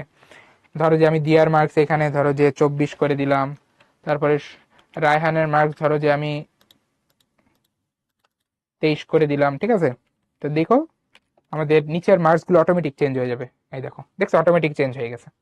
তো এইটাই আসলে এক্সেলের কাজ, বুঝতে পারছো, আমাদের যোগ বিয়োগ গুণ ভাগ এই কাজগুলো বিশাল সংখ্যক ডাটার জন্য সহজে করা যায়, অনেক বেশি সংখ্যক ডাটার জন্য এই কাজগুলো সহজে করা যায়। ওকে, তো মোটামুটি আমাদের প্র্যাকটিক্যাল পার্ট শেষ। এখন আমরা এই জিনিসগুলো একটু এখানে দেখি, কুইজ আছে আমাদের, আরো কিছু কুইজ আছে। তো দেখো এই যে আমি যা যা তোমাকে বলছি এতক্ষণ ধরে সবই এখানে দেখানো আছে। তো এখানে তোমাকে বলতেছে যে সূত্র সবসময় ইকুয়াল সাইন দিয়ে লিখতে হয়, এটা খুবই ইম্পর্টেন্ট একটা কোশ্চেন বা ইম্পর্টেন্ট একটা ইনফরমেশন। আচ্ছা, তারপরে তুমি গুণ করার কাজটা চাইলে ইকুয়াল প্রোডাক্ট এই ফাংশন দিয়ে করতে পারো, আর নর্মালি গুণ করতে হলে তোমাকে স্টার সিম্বল দিতে হবে, হ্যাঁ, এটাও কিন্তু গুণ করার জন্য আমরা ইউজ করি এই সিম্বল। আচ্ছা, ভাগ করার জন্য হচ্ছে আমরা এই সিম্বল ইউজ করি, এটা হচ্ছে ভাগ করার জন্য এক্সেলে ব্যবহৃত সিম্বল। যেমন এখানে একটা এক্সাম্পল দেওয়া আছে যে A1 সেলকে B1 সেল দিয়ে ভাগ করতে চাইলে আমাদের এই সূত্র লিখতে হবে। আচ্ছা, এরপর আমাদের যদি কখনো পার্সেন্টেজ বের করতে হয়, কোনো একটা ঘরে থাকা সংখ্যার পার্সেন্টেজ যদি বের করতে হয়, তখন আমরা কি করব, দেখো এটা একটু দেখাই, এটা ইম্পর্টেন্ট। ধরো এই যে ট্যাক্স রেটের যেই ভ্যালুটা আছে 5, এটার আমরা পার্সেন্টেজ নিতে যাচ্ছি। পার্সেন্টেজ নেওয়া মানে তো তোমরা বুঝো, তাই না? এই যে আমি যদি বলি যে 5%, এটার অর্থ কি বলতো? 5% মানে হচ্ছে 5/100, বা এটাকে বলা যায় 1/100।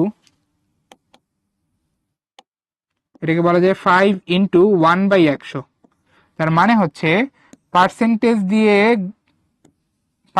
দিয়ে আসলে যেটা বোঝানো হয় সেটা হচ্ছে তোমার 1/100 দিয়ে গুণ করা।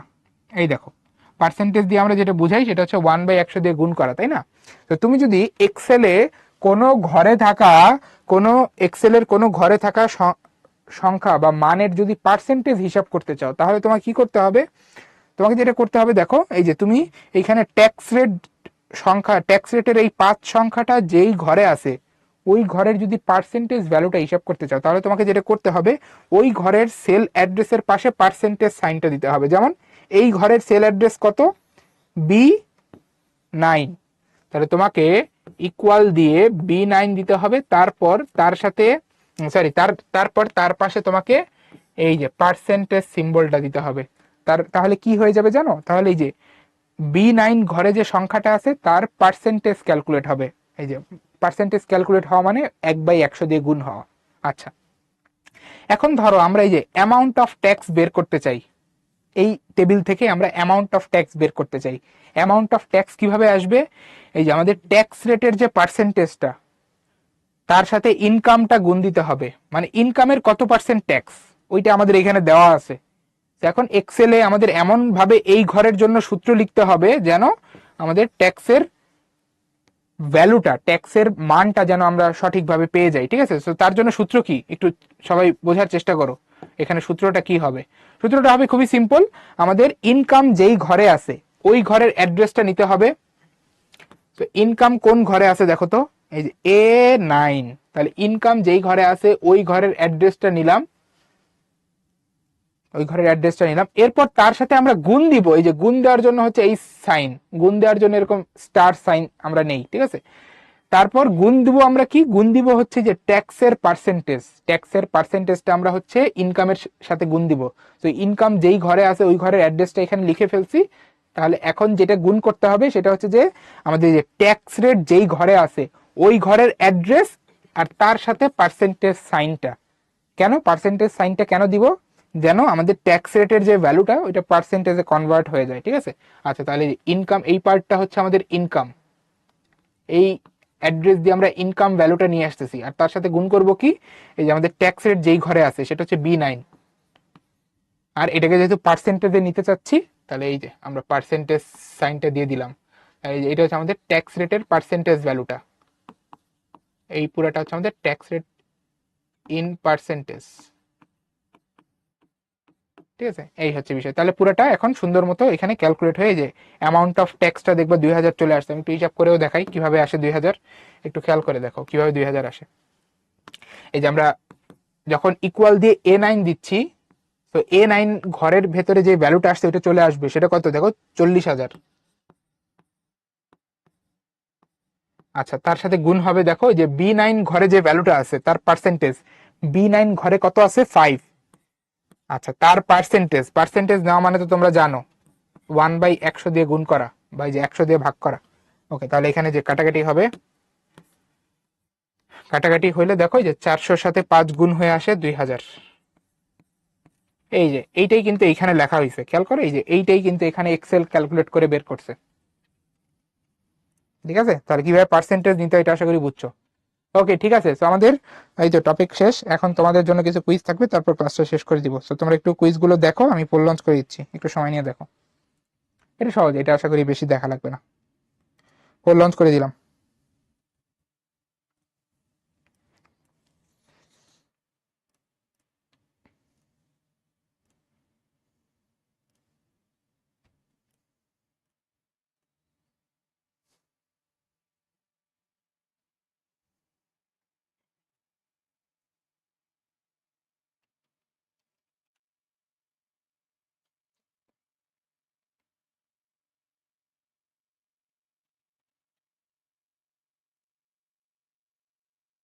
ঠিক আছে, পোলটা এন্ড করে দিচ্ছি। তোমরা মেজরিটি আনসার দিয়েছো option C, which is correct.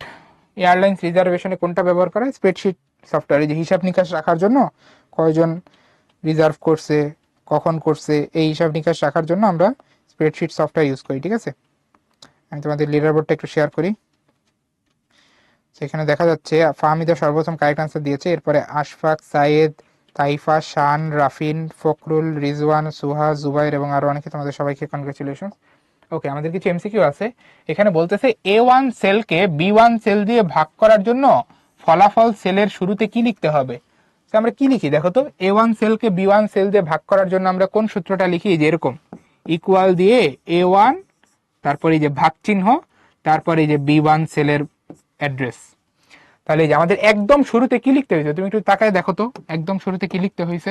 এই যে সবসময় সূত্র লেখার শুরুতে আমাদের ইকুয়াল সাইনটা দিতে হয়, তাহলে এই যে এখানে অ্যান্সার হচ্ছে অপশন এ, অর্থাৎ একদম শুরুতে আমাদের ইকুয়াল সাইন দিতে হয়েছে।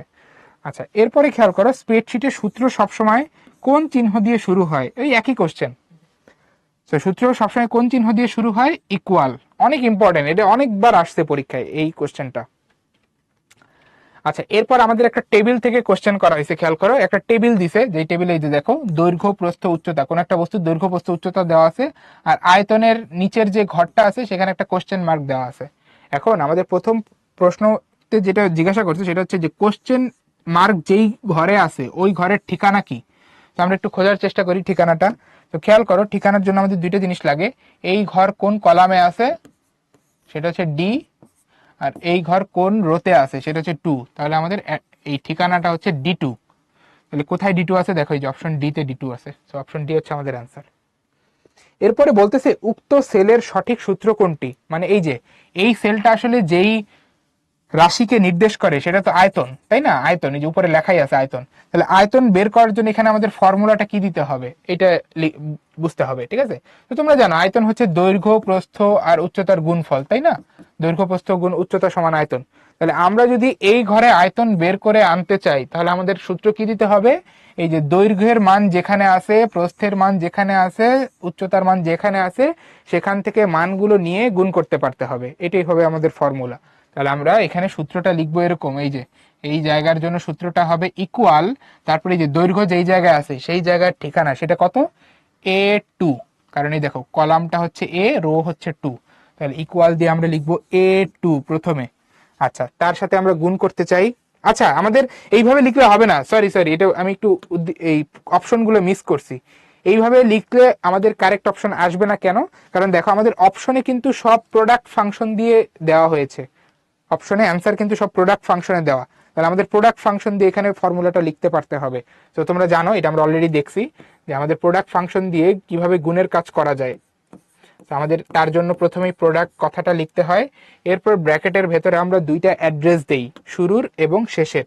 তো এইখানে আমরা গুণের কাজটা শুরু করব কোন ঘর থেকে, এই যে A2, এই ঘর থেকে আমরা গুণের কাজটা শুরু করব। এরপর ধারাবাহিকভাবে গুণ করতে করতে কোন পর্যন্ত যাব, এই যে C2, এই ঘর পর্যন্ত যাব। তাহলে আমাদের প্রোডাক্ট ফাংশনের ভেতরে শুরুর অ্যাড্রেসটা দিতে হবে A2, শেষের অ্যাড্রেসটা দিতে হবে C2, আর মাঝখানে যে রেঞ্জ বোঝানোর জন্য আমরা কোলন সাইনটা দিয়ে দিব, রেঞ্জ অপারেটর। তাহলে কারেক্ট ফর্মুলা হচ্ছে এই যে এইটা, এটা কোথায় আছে দেখো, এই যে অপশন বিতে আছে। এরপরে আমাদের যে টেবিলটা আছে এই টেবিলের দেখো ক্ষেত্রফলের যে ঘর, ওই ঘরে একটা কোশ্চেন মার্ক দেওয়া, আমাদের বলছে এই ঘরে কোশ্চেন মার্ক যেই জায়গায় আছে ওই জায়গার মান নির্ণয়ের ক্ষেত্রে কোন সূত্র প্রয়োগ করতে হবে। তো বুঝতেই পারতেছো ক্ষেত্রফল কিভাবে আসবে, ভূমি আর উচ্চতা গুণ করে আসবে, তাই না, ভূমি আর উচ্চতা গুণ করে আসবে। তাহলে ভূমি কোথায় আছে আর উচ্চতা কোথায় আছে এটাই বের করতে হবে। তো ভূমি কোথায় আছে দেখো তো, এই যে আমাদের A4 এই ঘরে আছে, এই ঘরে ভূমি।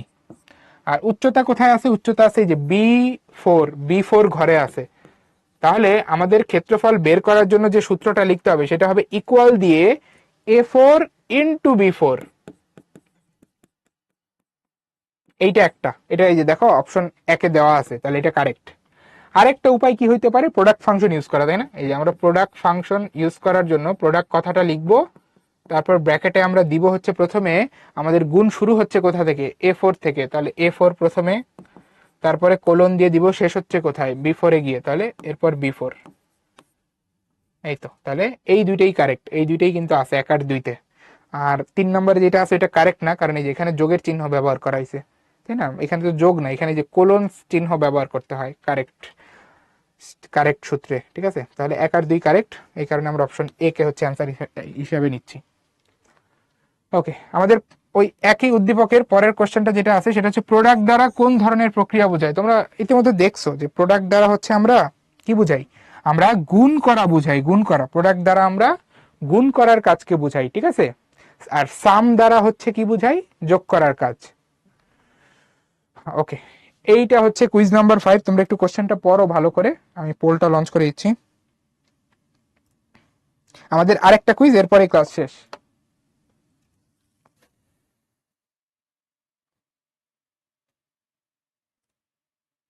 ওকে, আমি তোমাদেরকে পোলটা লঞ্চ করে দিচ্ছি।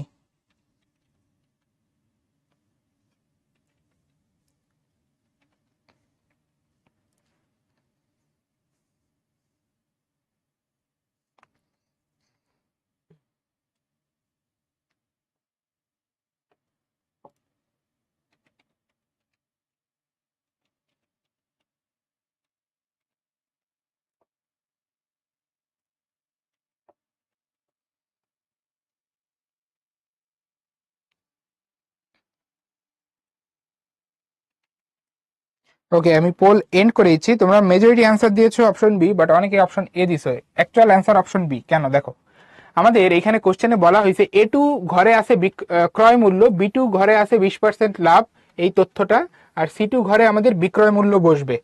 আচ্ছা, এখন বলছে C2 ঘরের মান নির্ণয়ের জন্য সূত্র কোনটা হবে এইটা।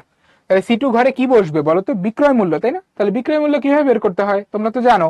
ক্রয় মূল্য তার সাথে লাভ বা ক্ষতি যোগ বিয়োগ করতে হয়, তাহলেই তো বিক্রয় মূল্য আসে। আমাদের এখানে বলাই আছে 20% লাভ হয়েছে, তাহলে আমাদের কি করতে হবে?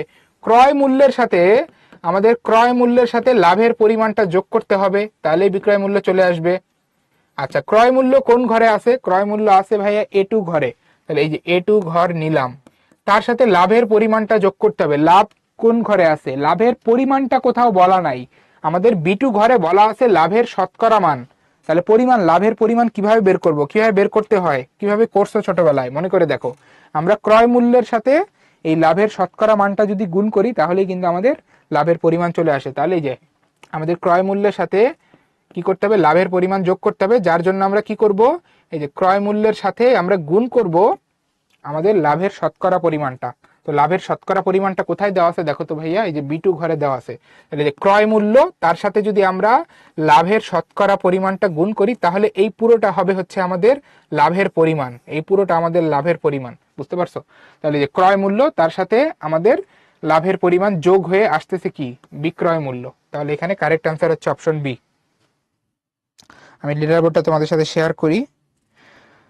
লিডার বোর্ডে দেখা যাচ্ছে ফাহমিদা সর্বপ্রথম কারেক্ট আনসার দিয়েছে, এরপরে সায়েদ, রাফিন, রিজওয়ান, অগ্রজয়, সালমান, শফিউল্লাহ, নাবিল, আশফাক, করিম, রায়ান এবং আরো অনেকে। তোমাদের সবাইকে কনগ্রাচুলেশন।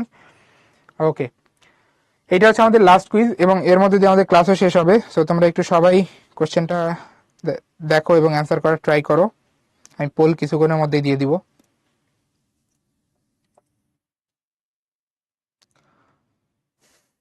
ওকে, আমি পোল লঞ্চ করে দিচ্ছি, সবাই একটু অ্যান্সার করার ট্রাই করো।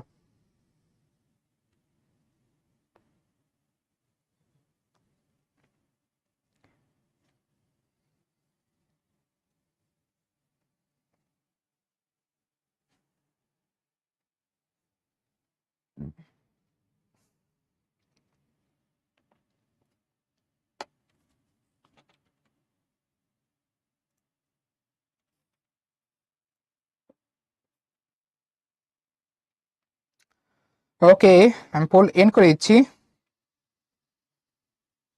তোমরা মেজরিটি অ্যান্সার দিয়েছো option C, which is correct. আমাদের স্প্রেডশিটে এই B1 এটা আসলে কি নির্দেশ করে বলো তো? B1 হচ্ছে একটা ঘরের ঠিকানা বা একটা ঘরকে নির্দেশ করে। আর এই যে ঘরকেই কিন্তু আমরা সেল বলি বা ইংলিশে সেল বলি, ঠিক আছে? তাহলে এই সেলকে নির্দেশ করে, ঠিক আছে? তুমি যদি কোথাও ইকুয়াল দিয়ে লেখা দেখো কিছু, যে ইকুয়াল B1 ইন্টু সামথিং, হ্যাঁ ধরো B1 ইন্টু A1, তাহলে এইটা হচ্ছে একটা ফর্মুলা, এটা একটা ফর্মুলা। বাট এই যে এখানে শুধু একটা সেলের ঠিকানা দেওয়া আছে, তার মানে এটা একটা সেলকে নির্দেশ করে। অপশন সি হচ্ছে আমাদের কারেক্ট।